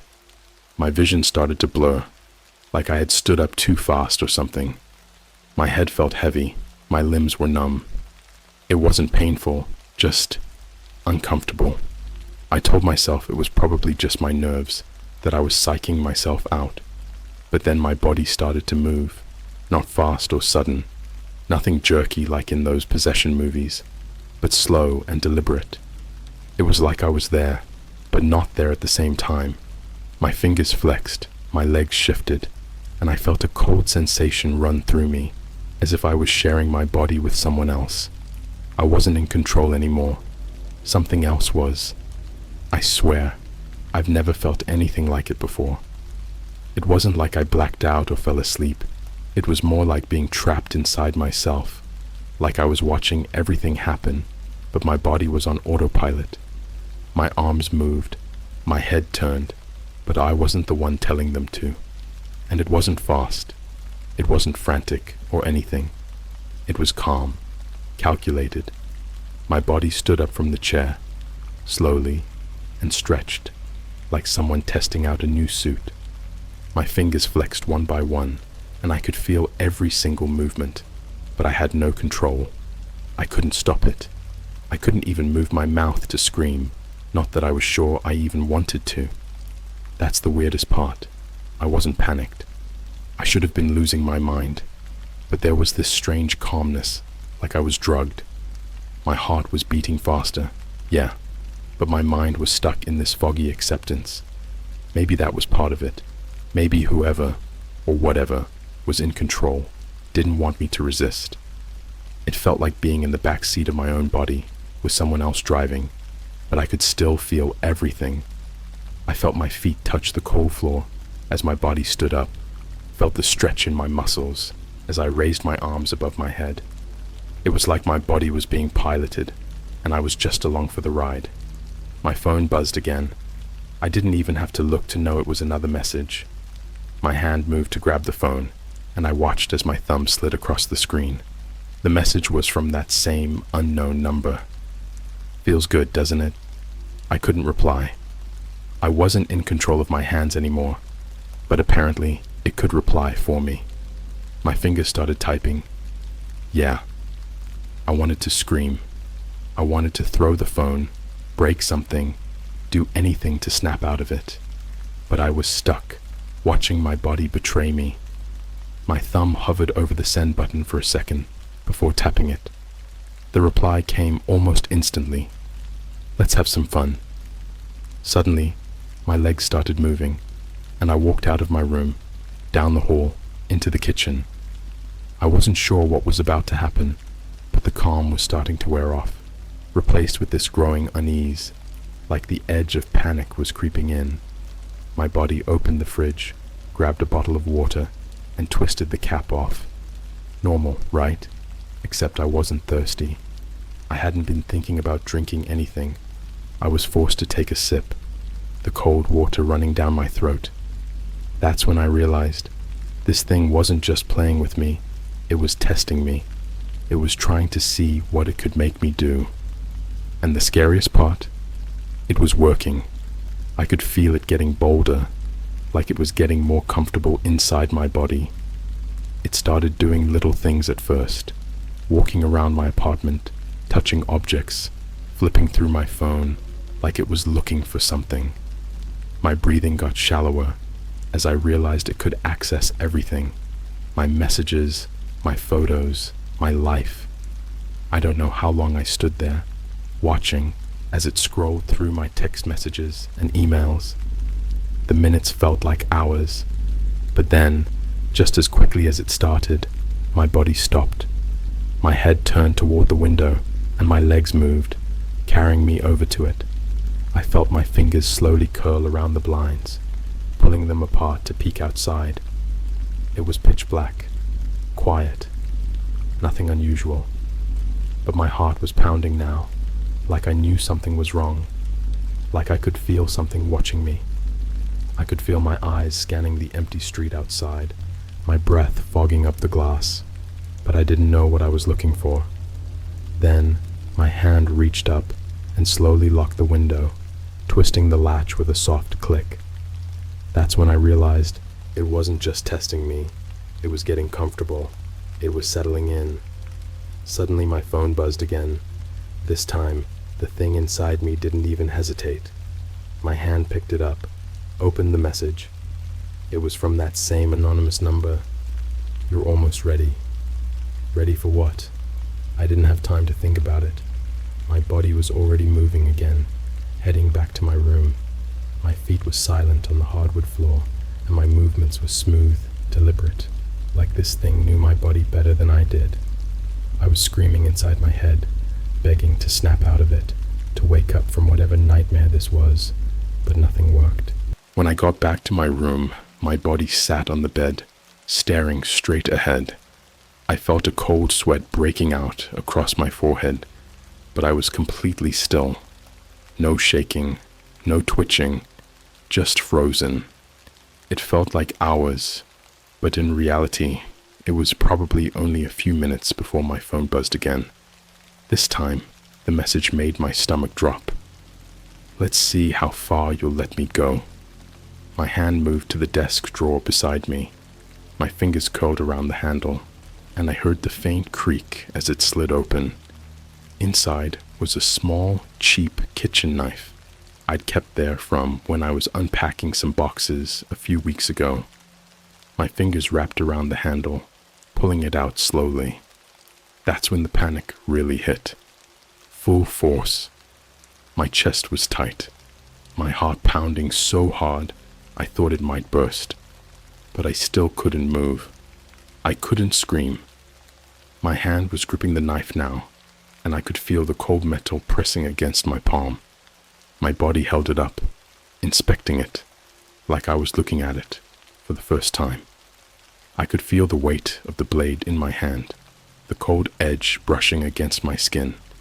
And then, slowly, my arm started to move, bringing the knife closer to my wrist. I could feel the tip of the blade pressing lightly against my skin, just enough to leave a small dent, but not enough to draw blood. I was trapped inside my own body, watching this thing make decisions with my hands, feeling the blade press against my skin.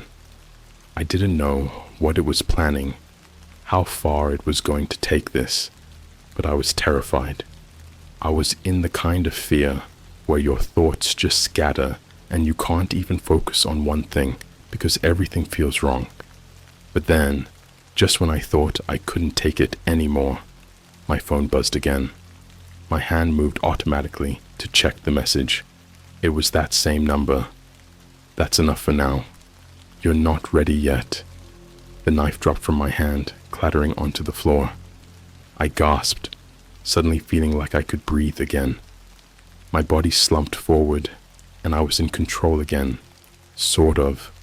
My limbs felt heavy, like they weren't mine anymore. But I was back. I stared at the phone screen, my hands trembling. I don't know what they meant by ready, but I have a feeling I'm about to find out. I didn't sleep that night. I couldn't. After the thing inside me dropped the knife, I just sat there on the edge of my bed, staring at it lying on the floor, glinting in the faint light coming from the hallway. My mind was racing, but my body felt drained, like I'd run a marathon without moving an inch. The worst part was that I didn't even know if it was over. That last message, it kept repeating in my head. "You're not ready yet." What did that even mean? Ready for what? And how much further was this thing going to go? I kept expecting it to take over again, to force me into doing something worse. But for hours, nothing happened. I just sat there, waiting, not trusting myself to close my eyes. I didn't dare touch my phone either, not after what had happened earlier. The messages were coming through that, after all. The only time I moved was to finally lock my bedroom door, even though I knew how pointless that was. Locking a door doesn't keep something out when it's already inside you. The next day came slowly. Morning light trickled through the blinds, but it didn't make anything feel better. I felt like I was still stuck in that nightmare, even though the sun was up. My limbs were heavy, and my head was pounding from lack of sleep, but I forced myself to get up. If this thing was going to play games with me, I had to stay alert. I went through my day like a zombie, too terrified to tell anyone what had happened. How could I explain it? How do you tell someone that your body isn't yours anymore that something else is living in it with you. I mean, I didn't even understand it myself. So, I kept my mouth shut, went to work like normal, smiled when I had to, and tried not to completely lose it. But the entire time, I could feel it lurking, like an itch I couldn't scratch. It wasn't in control, but it was still there, and I knew it was waiting, watching. I made it through the day without any incidents, but by the time I got home, my nerves were fried. Every creak of the floor, every buzz of my phone made me jump out of my skin. I didn't know when it was going to happen again, just that it would, and there was nothing I could do to stop it. It came later that night, right after I sat down to try and distract myself with some stupid show on Netflix. I was halfway through an episode, mindlessly scrolling on my phone, when it hit me. Hard. It felt like my brain short-circuited, my vision blurred, and for a second, it felt like the entire room shifted. My muscles locked up, and just like that, I wasn't in control anymore. I was back in the passenger seat. This time, there was no calm, no slow build-up. My body stood up abruptly, knocking the remote off the couch, and walked straight to the front door. It didn't even pause to grab my jacket. I felt my hand twist the lock, pull the door open, and step outside. It was cold, dark, and completely silent outside, the kind of quiet that presses in on you. My neighborhood wasn't exactly lively at night, but this felt wrong.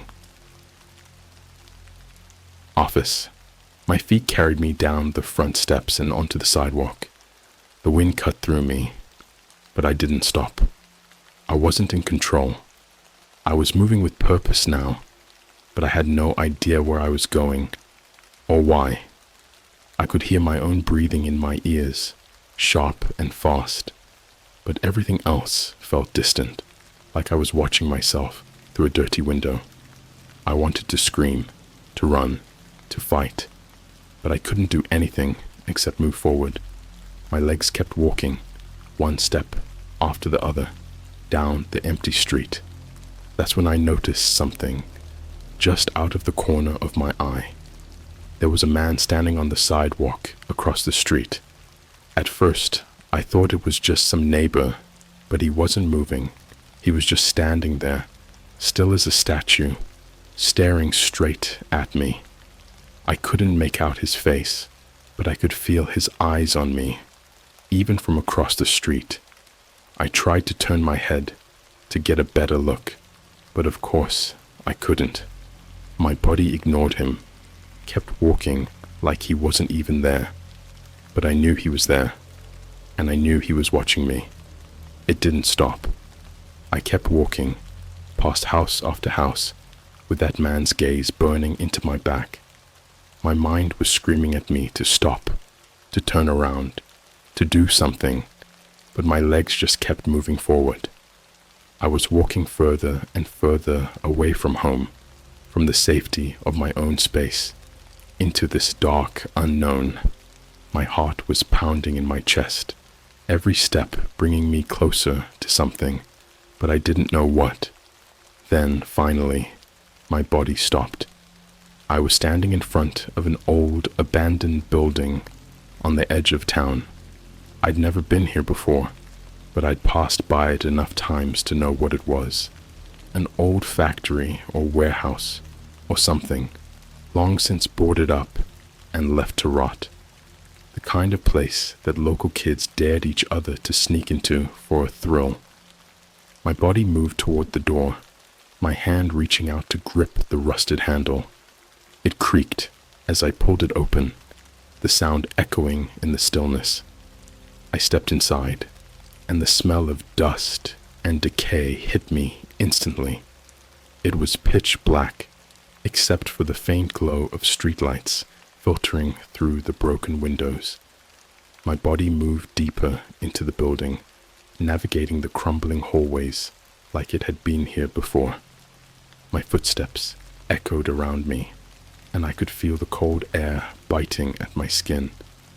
Every instinct was screaming at me to turn back, to get out of there, but I had no control. Finally, I stopped in front of a door. It looked just like all the others, chipped paint, splintered wood, but I could feel this heaviness behind it, like something was waiting.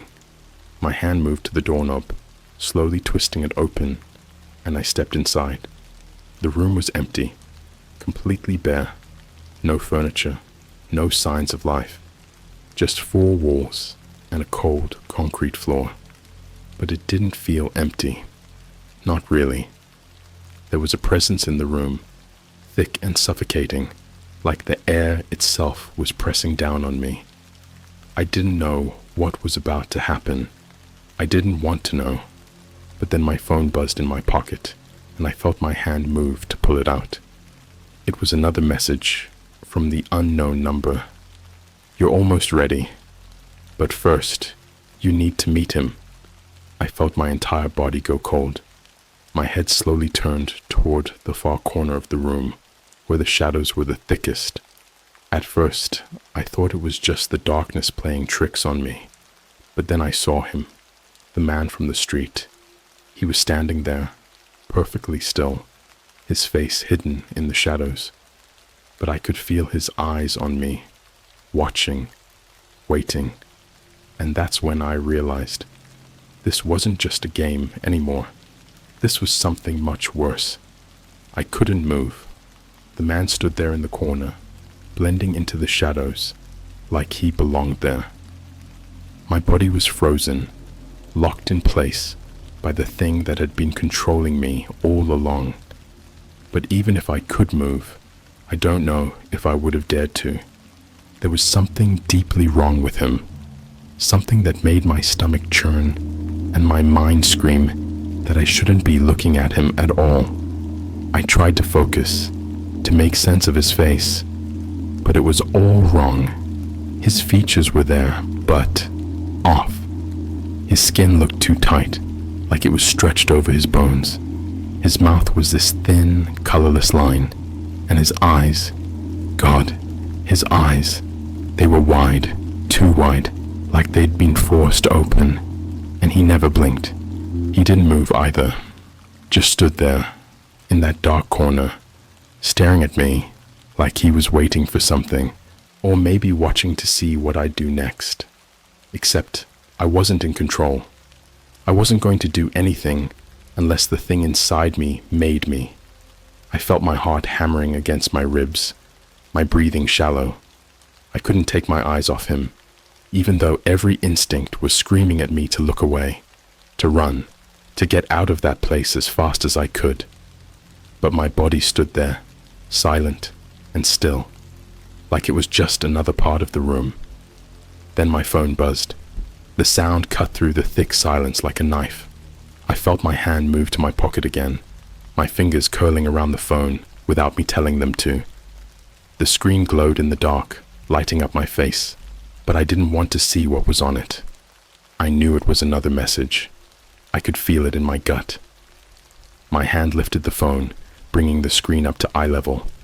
The message was from the same anonymous number, the same one that had been orchestrating this whole twisted game. And this one was short, simple.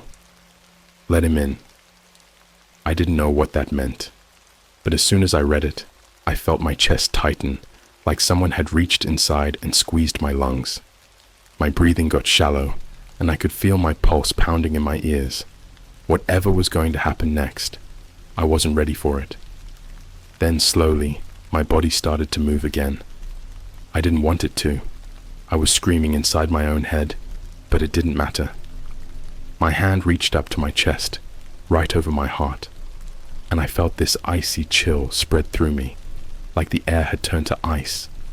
My fingers pressed down, hard, and the cold only grew stronger, spreading through my arms, down to my legs. I was being opened up from the inside. It was like my chest wasn't my own anymore, like I was being hollowed out, bit by bit.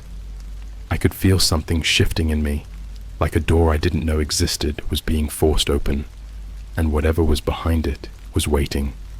The man in the corner moved, just a slight twitch at first, his head tilting ever so slightly. Then, slowly, agonizingly slowly, he took a step forward, his feet barely making a sound on the concrete floor. He was still staring, his wide, unblinking eyes locked onto me, as if I was the only thing that mattered in the world. My body stood there, helpless, as he took another step, and another.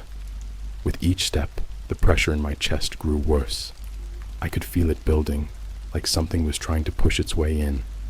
The cold inside me was unbearable now, like my bones were made of ice, and I wanted to scream, to break free, but I couldn't do a damn thing. He was getting closer.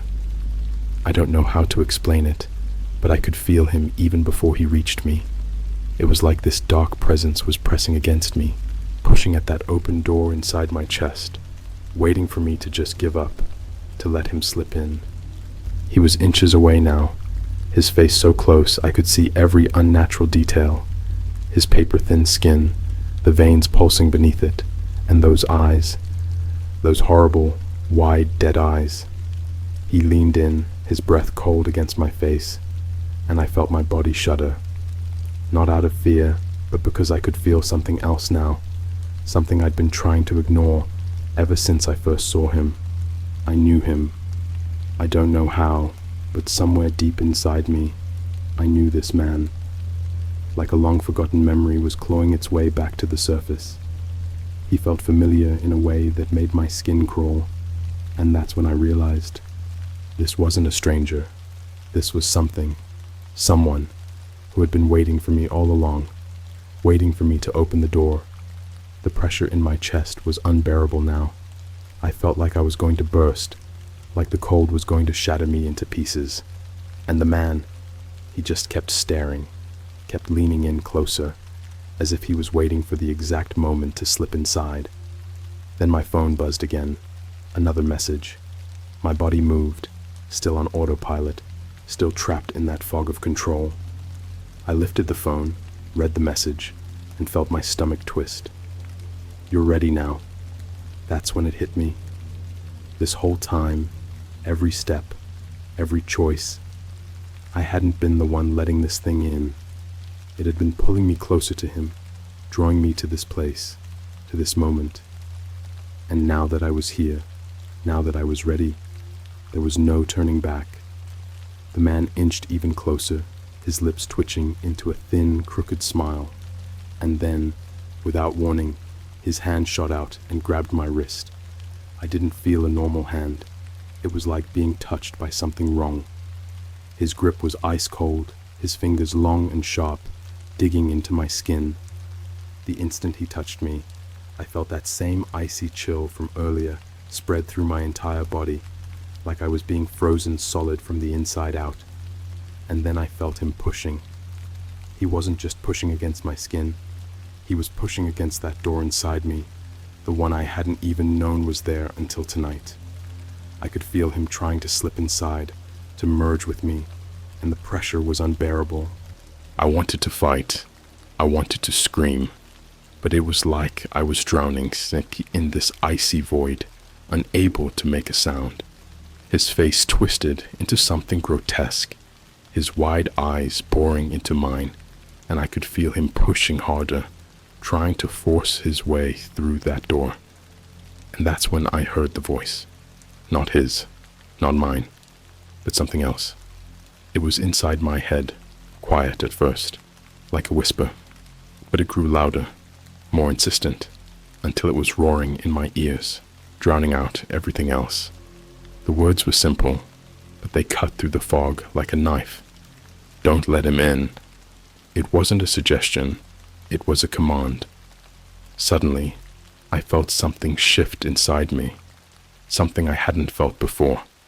My body wasn't completely under the thing's control anymore. I could move, not much, but enough to fight back, enough to resist. I fought with everything I had, pushing against the cold, against the pressure in my chest, trying to slam that door shut before it was too late. I felt the man's grip tighten, felt the ice digging into my bones, but I kept pushing, harder and harder. And then, just as suddenly as it had begun, it stopped. The man let go. He staggered back, his face twisted in shock, as if he hadn't expected me to resist. I could see the fury in his eyes, but also fear. He took one last look at me, then slowly faded into the shadows, disappearing into the darkness of the room. I stood there, gasping for breath, feeling the cold lift from my body, the pressure easing. I was back in control, but only just. I didn't know how long it would last. My phone buzzed one more time. My hand, still shaking, lifted it up. This isn't over. I stood there in the dark, my breath ragged, my body still trembling from the effort of pushing him away. The room felt different now, emptier, but not safer. The presence was gone, but something else lingered, a weight in the air that felt like a warning. The words from that last message still echoed in my mind. This isn't over. I didn't know what that meant, but I had a sick feeling in my gut that whatever just happened wasn't the worst of it. My phone slipped from my hand, clattering to the floor as I stumbled back toward the door. My legs were weak, and every step felt like I was dragging myself through water. I had to get out of there. Whatever that place was, whatever had been waiting for me, it wasn't going to stop. Not now. Not after I'd come so close to letting it in. As I reached the door, my body felt lighter, but the fear wasn't gone. The shadows around me seemed to stretch, creeping along the floor like they were alive. I could still feel him, that man, lingering just beyond the edge of my vision. I didn't dare look back. I pushed through the door and into the hallway, half expecting my body to lock up again, to feel that cold grip seize control. But nothing happened. I was in control now, but I knew better than to feel safe. I don't remember much about the walk back to my apartment. The streets were dead, the air cold and biting, but all I could focus on was keeping my legs moving, one foot in front of the other. I kept glancing behind me, half expecting to see him again, standing in the shadows, watching. But the street was empty. When I finally got home, the apartment felt different. It was too quiet. The usual hum of the refrigerator, the faint ticking of the clock, all of it was gone, swallowed by the same silence that had followed me from that abandoned building. It felt like the air was too still, like everything around me was holding its breath. I slammed the door behind me, threw the deadbolt, and leaned against it, trying to steady my breathing. My mind was racing, trying to piece together what had just happened, what that thing, that man, had wanted. I was still shaking, but I couldn't sit down. I couldn't relax. Not yet. I made my way to the bathroom, needing to splash cold water on my face, hoping it would clear my head. But when I flipped the light switch, the bathroom stayed dark. No light, just my reflection barely visible in the gloom. Something felt wrong. I stepped closer to the mirror, my eyes squinting in the dim light, and that's when I saw it. My reflection wasn't me. It was subtle at first, just little things. My eyes looked a bit too wide, like I hadn't slept in days, and my skin was pale, almost gray. My lips, usually full and dark, were thin and colorless, pressed into a tight, unreadable expression. But the worst part, the part that made my skin crawl and my heart pound, was the way my reflection was staring at me. It wasn't blinking. I blinked instinctively, trying to shake off the fear, but my reflection stayed perfectly still, its eyes locked onto mine, wide, unblinking. I backed up, my heart slamming against my ribs, but my reflection didn't move. It just stood there, staring at me, with that same cold, dead look.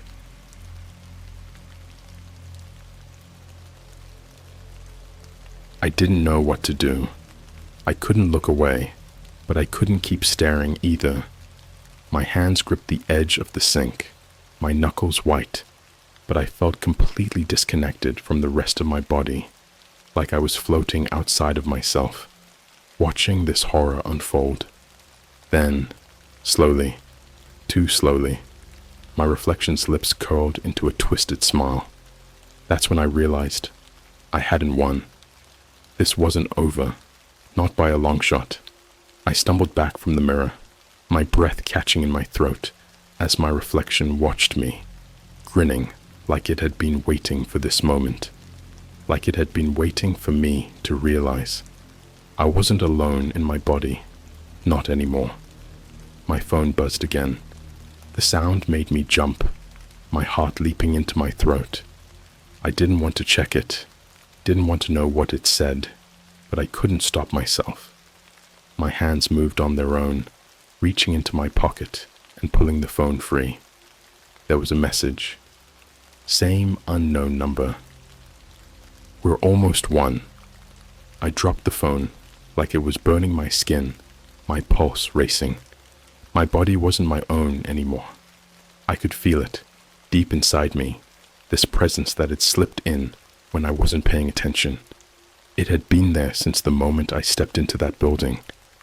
The man wasn't just trying to force his way in. He was inviting me to open the door, and I had let him. I felt my muscles twitch, like something inside me was testing them out, just like before. But this time, it wasn't going to be so simple. It wasn't going to be like flipping a switch. This time, it was becoming me. I stumbled to the living room, my breath coming in short, panicked gasps.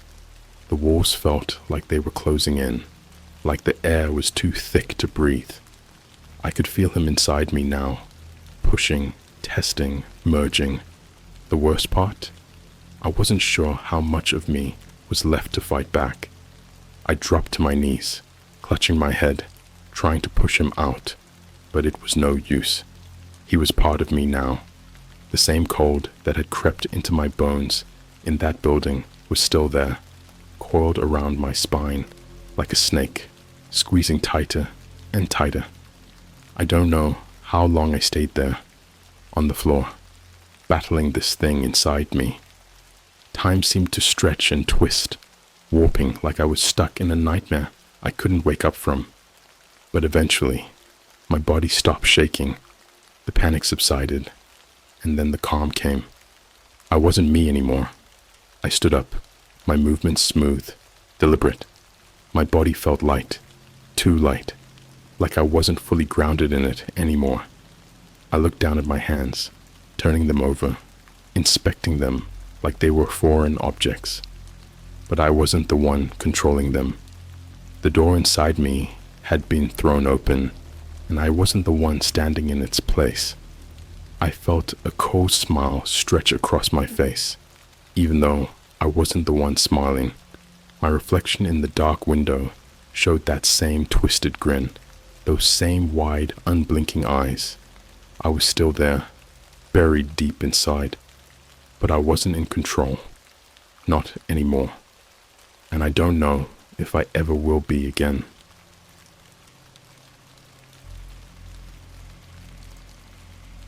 I was offered a chance to visit alternate realities through the dark web. Now I don't know which version of reality is mine. I never considered myself someone who gets into weird stuff, you know? I'm just an average guy, play video games, hang out with friends, binge Netflix like everyone else. But there's this side of me, this curiosity I can't shake. Like I always want to explore the weird corners of the internet. It's harmless fun most of the time.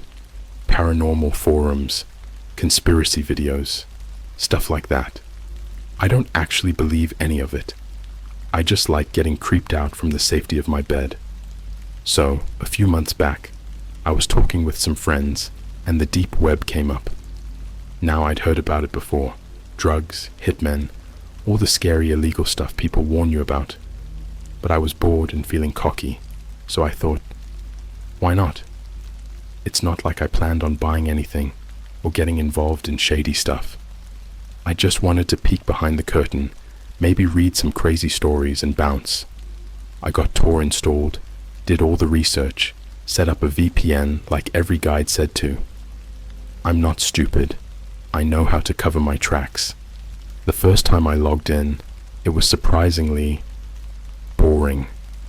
You know how everyone hypes up the dark web like it's this terrifying wasteland? Most of what I saw were marketplaces for sketchy drugs and some forums where people posted about hacking. Nothing interesting.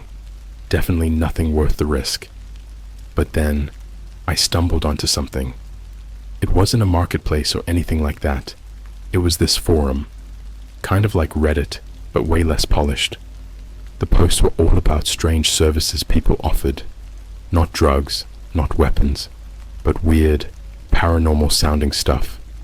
There were things like cursed objects for sale, summon a demon, and past life regression via hypnosis. You get the vibe. It was all a joke, right? Except one post caught my attention. The title was simple. Virtual possession, rent out your body. Okay, that freaked me out a little.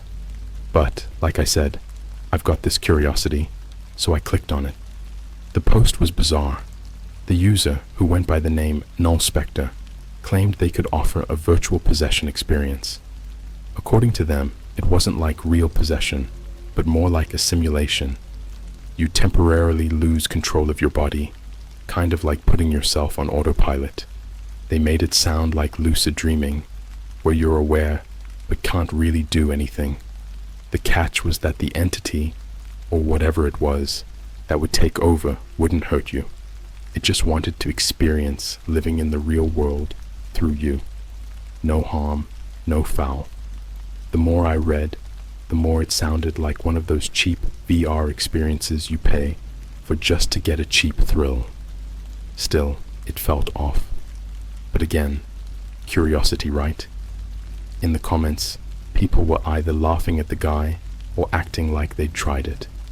A few claimed it worked and described the feeling as losing time, like when you zone out or daydream, and then suddenly hours have passed. Another user said they'd experienced vivid dreams afterward, and one guy claimed his sleep paralysis was gone after trying it. Mostly, it seemed like trolls, or people making up stories to freak others out. The post had a link at the bottom, directing people to the actual service, and I know this sounds dumb, but I clicked it. It led to a site that was about as bare bones as you could imagine. No graphics, no color scheme, just a black background with text. All it said was, for a one-time fee, you can experience virtual possession, 24-hour trial, $200 in Bitcoin. I laughed out loud. Who the hell would pay $200 for this? But as I was about to close the tab, I noticed another sentence at the bottom. It read, first-time users get a discount, $20. I don't know why that changed my mind. Maybe it felt like less of a scam, or maybe I was still riding the high of doing something risky, but I paid the $20. It felt like nothing, just an experiment. I wasn't expecting anything to happen, maybe a glitchy site or a weird video that'd give me a good story to tell my friends. But that's when things got strange. After the payment went through, the site asked for some personal details. Not much, just my name and email. I figured that's how they'd send the experience, or whatever. Once I submitted everything, the screen went black for a few seconds. When it came back, there was a simple message. Your 24-hour trial will begin at 3 a.m.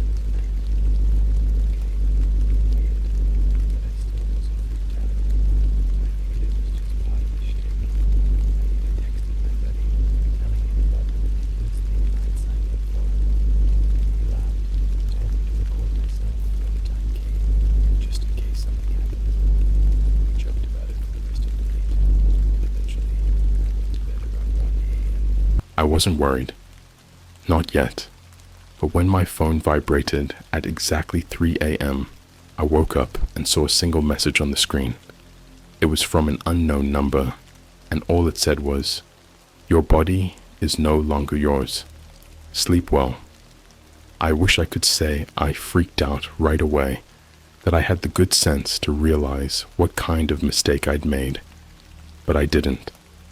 When I saw that message at 3 a.m., I just rolled my eyes and thought, wow, these guys are really trying hard to sell the whole creepy vibe. The deep web was full of weirdos after all. So, I silenced my phone and went back to sleep. But then, things got weird. You know that feeling when you're half awake? Like, you know you're dreaming, but at the same time, you feel aware of your surroundings? That's what it was like. Except, I wasn't dreaming. I felt like I was floating, like my body was there, but I wasn't really connected to it. I could feel my chest rising and falling with each breath, but I wasn't controlling it. It was automatic, like a machine on autopilot. I could hear sounds too. Quiet, distant noises, like my bedroom window rattling from the wind outside, the soft hum of my fan. Everything felt muted, detached. At first, I told myself it was just sleep paralysis. I'd read about it before, seen the videos of people who claim they can't move or speak during those episodes, but this wasn't the same. In sleep paralysis, you're usually frozen, trapped in your own body. I wasn't frozen. I just wasn't there. My body felt like it was moving on its own. I could feel my fingers twitch, my arms shifting slightly, the sensation of my legs stretching under the covers. But it wasn't me doing it. It was like I was a passenger, not the driver. And even though I wasn't panicking yet, I had this uncomfortable feeling in my gut, like something was terribly, horribly wrong. I tried to speak. Nothing, not even a sound. I tried to open my eyes. Couldn't do that either. I wasn't in control, plain and simple. And I wasn't dreaming, because everything felt too real. I could even hear my own breathing, slow and steady, as if someone else was taking it for me. Hours seemed to pass in that state. No dreams, no visions, just this eerie, heavy awareness that I wasn't in charge anymore. And then, just like that, it stopped. I woke up. But when I woke up, something felt off. It wasn't anything obvious at first, just this strange sense of unease, like that lingering feeling when you forget something important, but can't quite put your finger on what. I checked the time, 7:30 a.m. I'd only been asleep for a few hours, but I felt exhausted, like I hadn't slept at all. My whole body felt heavy, sluggish, as if I'd run a marathon in my sleep. Still, I chalked it up to a bad dream. I tried to shrug it off, got up, showered, and went about my day like usual. But that weird sensation, that sense of not being entirely me, stayed with me. As I went through my morning routine, I noticed small things. For instance, when I brushed my teeth, my hand would twitch in an odd way, like it wasn't following the usual rhythm. Or when I poured my cereal, I almost knocked the bowl off the counter as if my hand misjudged the distance. I told myself I was just tired, that I hadn't fully woken up yet. But the more it happened, the more uncomfortable I felt. It wasn't until later, when I was sitting at my computer, that I started to realize something was truly wrong. I was typing out an email for work, and as I was going through the usual motions, my fingers suddenly stopped, like completely froze. My mind was still racing, trying to finish the sentence, but my hands wouldn't budge. Then, without warning, they started typing again, but they weren't typing what I was thinking. They typed, "I'm here now." I stared at the screen, heart racing. What the hell?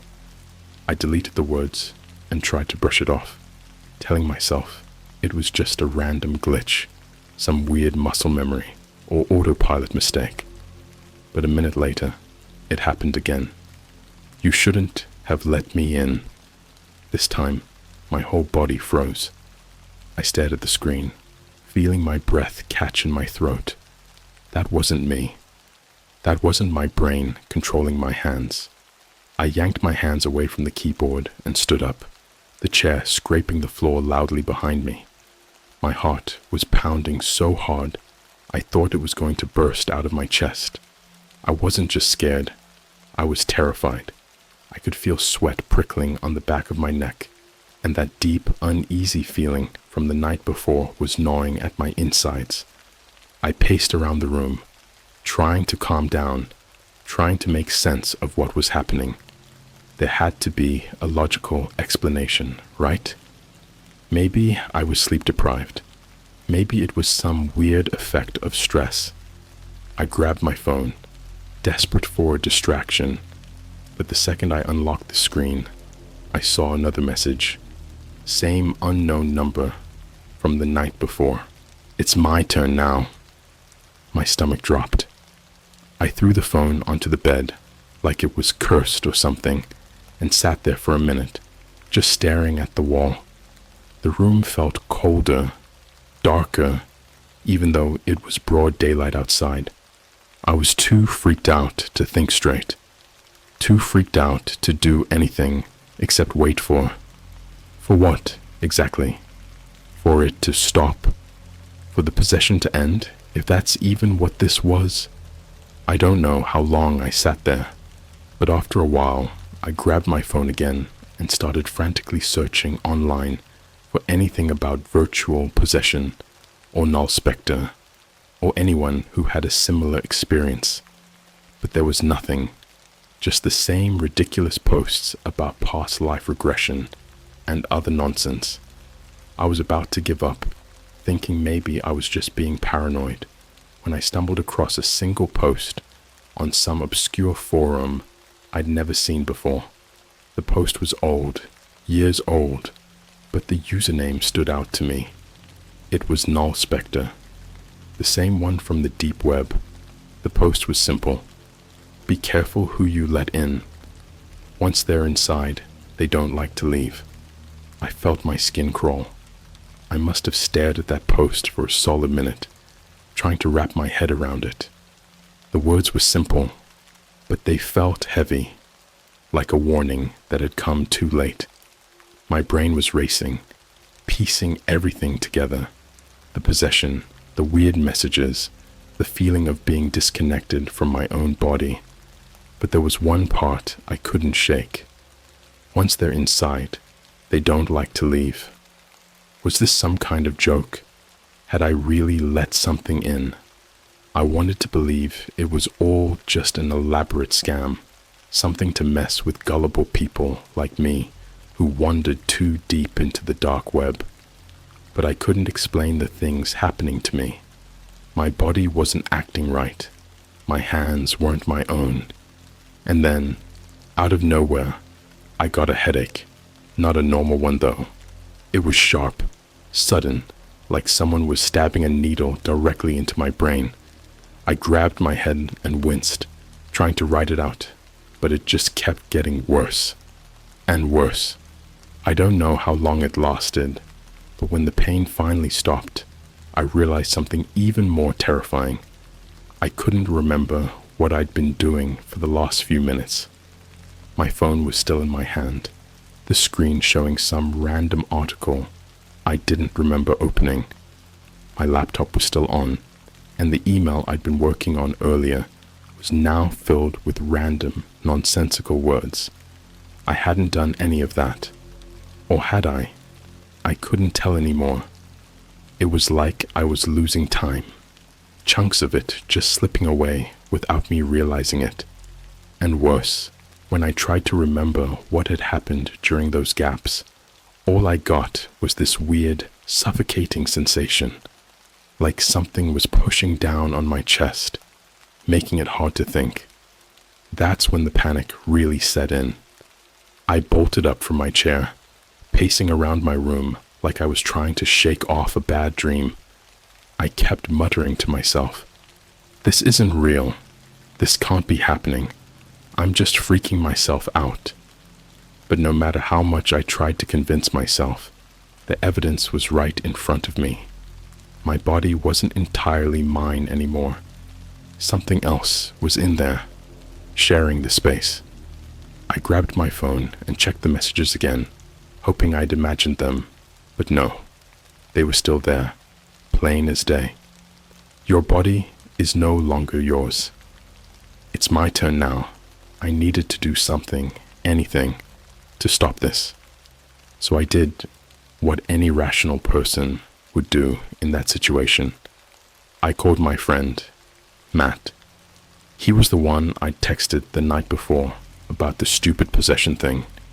He'd laughed it off then, but I figured if anyone would take me seriously, it'd be him. The phone rang 3 times before he picked up, sounding groggy. It was, after all, early morning, and I was probably the last person he expected to hear from. "Dude, it's like 8:30. Why are you calling me?" he grumbled. I didn't waste time. "Matt, something's really wrong." "What? Did your possession thing actually work?" He chuckled, like it was all a big joke. I hesitated. "Yeah, actually, I think it did." The line went quiet for a second. "Wait, you're serious?" "Dead serious.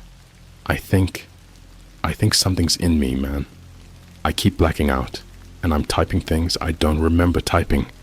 I feel like I'm losing control." There was a long pause, and when he spoke again, his tone was different, less joking, more concerned. "All right, slow down. You've probably just freaked yourself out. You know how your brain can mess with you when you're stressed, right?" "I know what stress feels like," I snapped. "This isn't that." Matt sighed on the other end. Okay. Just take a breath. You're telling me you think you're possessed or something? I don't know what else to call it, I admitted, my voice shaky. I bought that stupid service off the dark web, and ever since then, weird stuff has been happening. I'm losing time. I'm not in control of my body half the time. Another pause. Then Matt muttered, "You seriously did that?" "Dude, I know, okay? I know it was stupid, but I need help." He was quiet again, probably trying to process everything. Then he said, "All right, I'll come over. We'll figure this out." I hung up, feeling a little better knowing Matt was on his way, but that sense of dread still hung in the air like a thick fog. My skin prickled, and I had that feeling you get when you know someone's watching you. Except no one was there. It was just me, alone in my room. Or so I thought. I sat on the edge of my bed, trying to calm down, when I felt it again.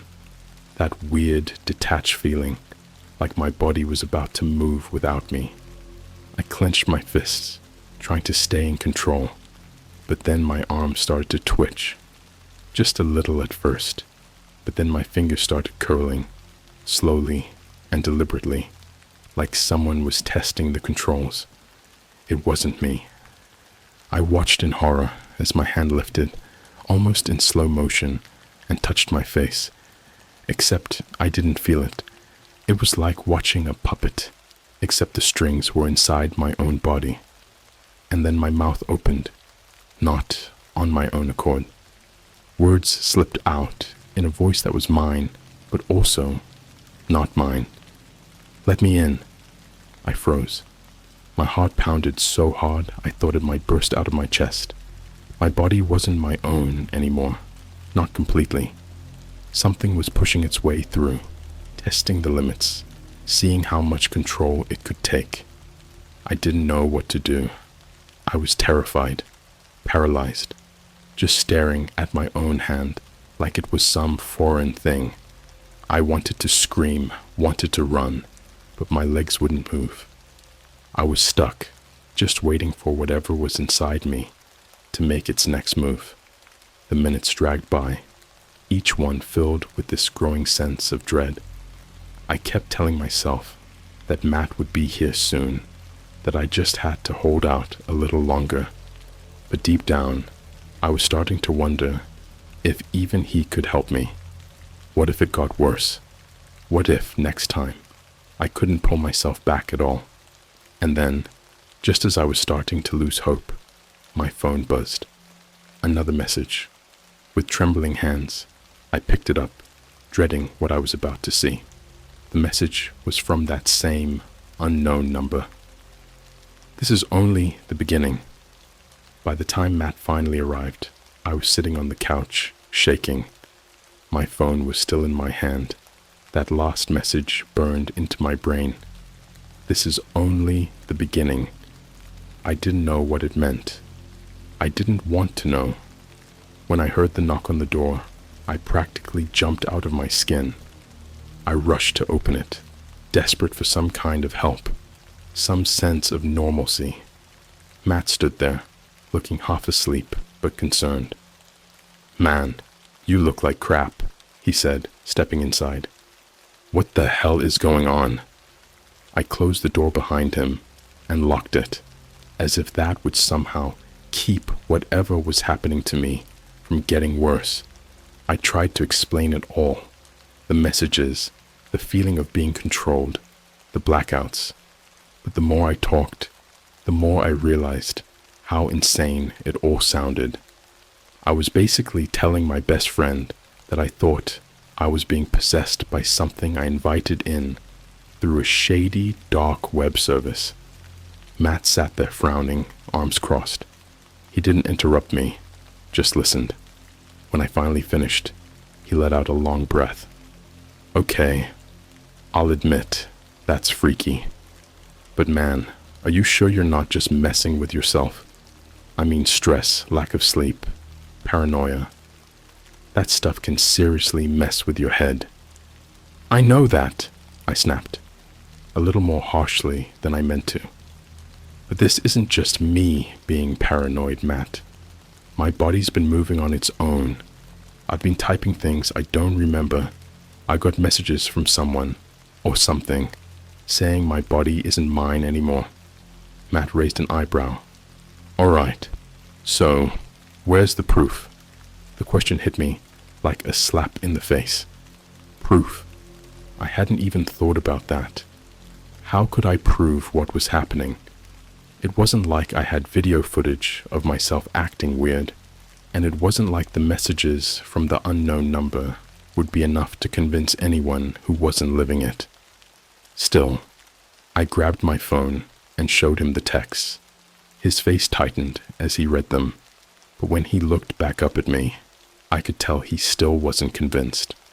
"Creepy, sure, but this could be some guy screwing with you. Maybe the website you paid for has your info, and now they're just messing with your head." I wanted to argue, to make him see what was really happening, but even I had to admit it wasn't the most far-fetched idea. The deep web was full of scams and hackers. Maybe someone had gotten my info and was having a good laugh at my expense. But then I felt it again, that eerie, sinking sensation, like my body was slipping out of my control. My fingers started twitching, my legs shifting without me telling them to. Matt was still talking, but his voice faded into the background as I watched in horror. My hand lifted, fingers curling into a tight fist, my arm jerking in a way that felt mechanical, unnatural. "Matt," I whispered, trying to warn him, but the words barely made it out of my mouth. And then, before I could stop myself, my hand shot out and grabbed Matt's arm, hard. My grip was tight, painful, but it wasn't me doing it. I tried to pull back, tried to stop myself, but it was like my body had a mind of its own. Matt flinched and yanked his arm away, eyes wide. "Dude, what the hell?" I'm not doing it," I stammered, stumbling backward.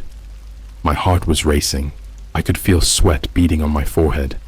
The thing inside me was getting stronger, more confident. It was testing its control, pushing my limits, seeing how far it could go.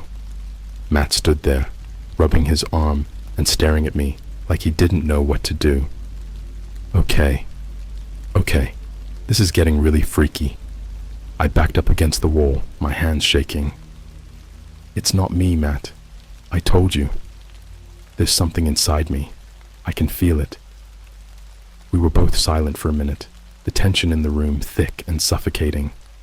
I felt like I was on the edge of losing control completely.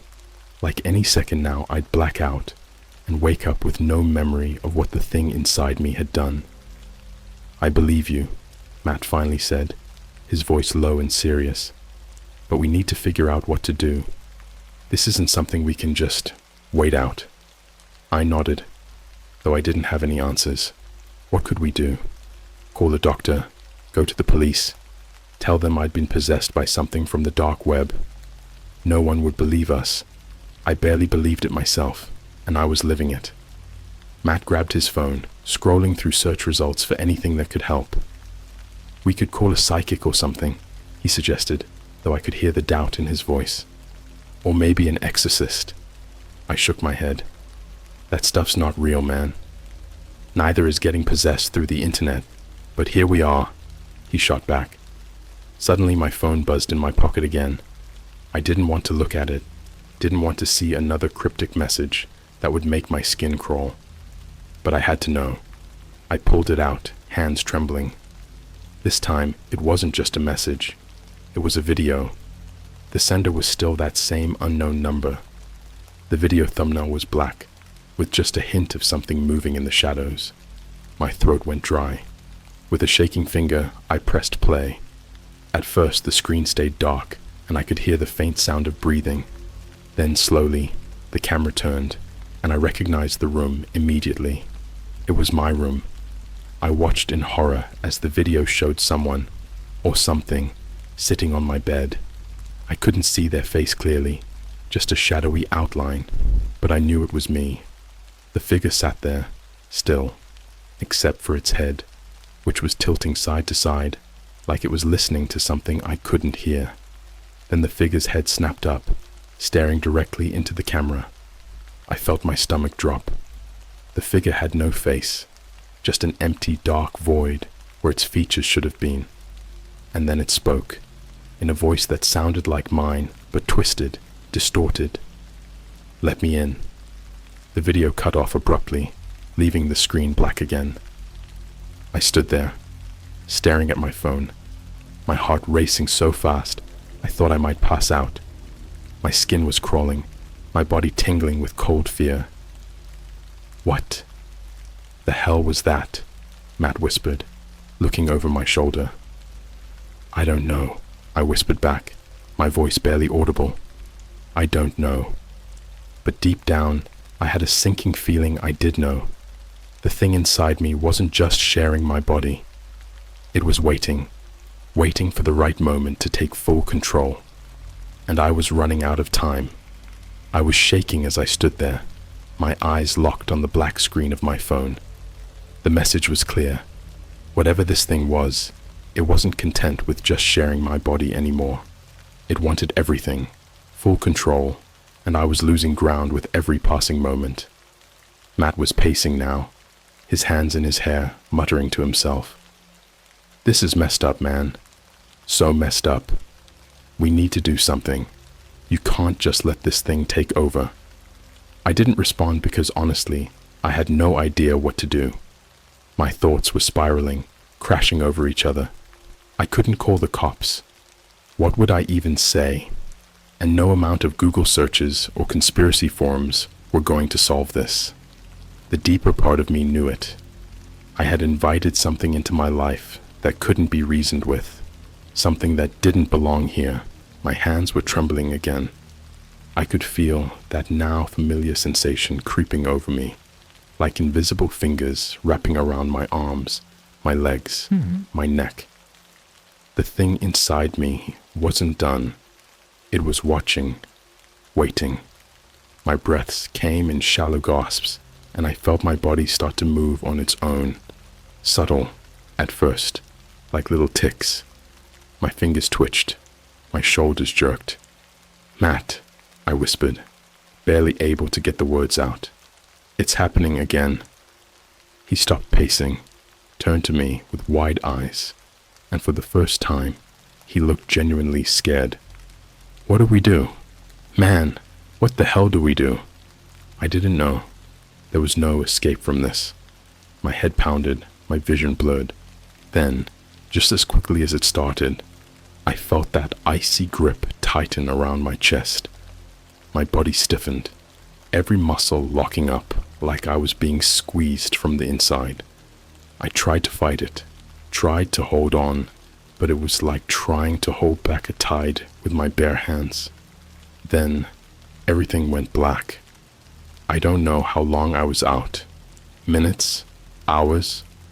When I finally came to, I was standing in the middle of my living room, my back to Matt. I didn't know how I got there, didn't even remember moving. But the worst part, I could feel it. There was something inside me now, fully present. I wasn't in control, and I could feel this thing, this passenger, moving my body like it was testing the waters. Behind me, I heard Matt's voice, low and terrified. Dude, are you okay? I tried to speak, but no words came out. My lips moved, but they weren't mine anymore. I felt them stretch into a smile, slow and unnatural. I wanted to scream, to tell him to run, but the thing inside me was faster. My body turned to face him, my movements jerky and wrong. Matt took a step back, his eyes wide, and I saw the fear on his face. He knew, just like I did, that whatever was standing in front of him wasn't me anymore. Matt, I tried to say, but what came out of my mouth was a distorted echo of my voice. You shouldn't have come. Matt's face paled, and he took another step back, tripping over the coffee table behind him. What the hell, man? What's happening to you? I felt the thing inside me laugh. My laugh, but twisted, hollow. It was enjoying this, feeding off the fear in the room. I wanted to run, to hide, but I couldn't even blink without its permission. It's not him anymore, my voice said, though I wasn't the one speaking. He let me in. Matt's back hit the wall, and I could see the panic rising in his eyes. He didn't know what to do. Hell, I didn't know what to do. I was a prisoner in my own skin, and the thing inside me was toying with both of us. I felt my legs move, stepping toward Matt slowly, methodically, like a predator cornering its prey. I fought with everything I had, tried to wrench back control, but it was like trying to move a mountain. My body didn't belong to me anymore. Please, I heard Matt whisper, his voice shaking. Let him go. Please. I felt my hand lift, reaching out toward him, my fingers curling into a fist. Matt flinched, pressing himself against the wall, his breath coming in short, panicked gasps. The thing inside me grinned wider, taking a sick pleasure in the fear it was causing. I fought harder, pushing against the invisible chains that held me down, and for just a second, a fraction of a second, I felt something give. I was back, for the briefest moment, in control. Matt! I screamed, my voice hoarse and desperate. Run! Matt's eyes locked onto mine, and for a split second, he hesitated. He must have seen something of me still left in there, fighting, and then he bolted. He didn't look back. He didn't try to reason with me. He just ran for the door, threw it open, and disappeared into the night. I stood there, body still not my own, watching him go. For a moment, the thing inside me didn't chase him. It just waited, like it knew something I didn't. And then, slowly, I felt it relax its grip on me. But it didn't leave. No, it was still there, still watching, still lurking just beneath the surface, waiting for its next move. Hours passed. I don't know how long I stood there. But eventually, my phone buzzed again. I didn't even have to look to know who it was from. With trembling hands, I pulled it from my pocket. Another message. This one felt final, like the last piece of a sick, twisted game. You can't run forever. I'm always here. We're always here. I stared at the screen, my stomach twisting with dread. And then, almost mechanically, my fingers started moving.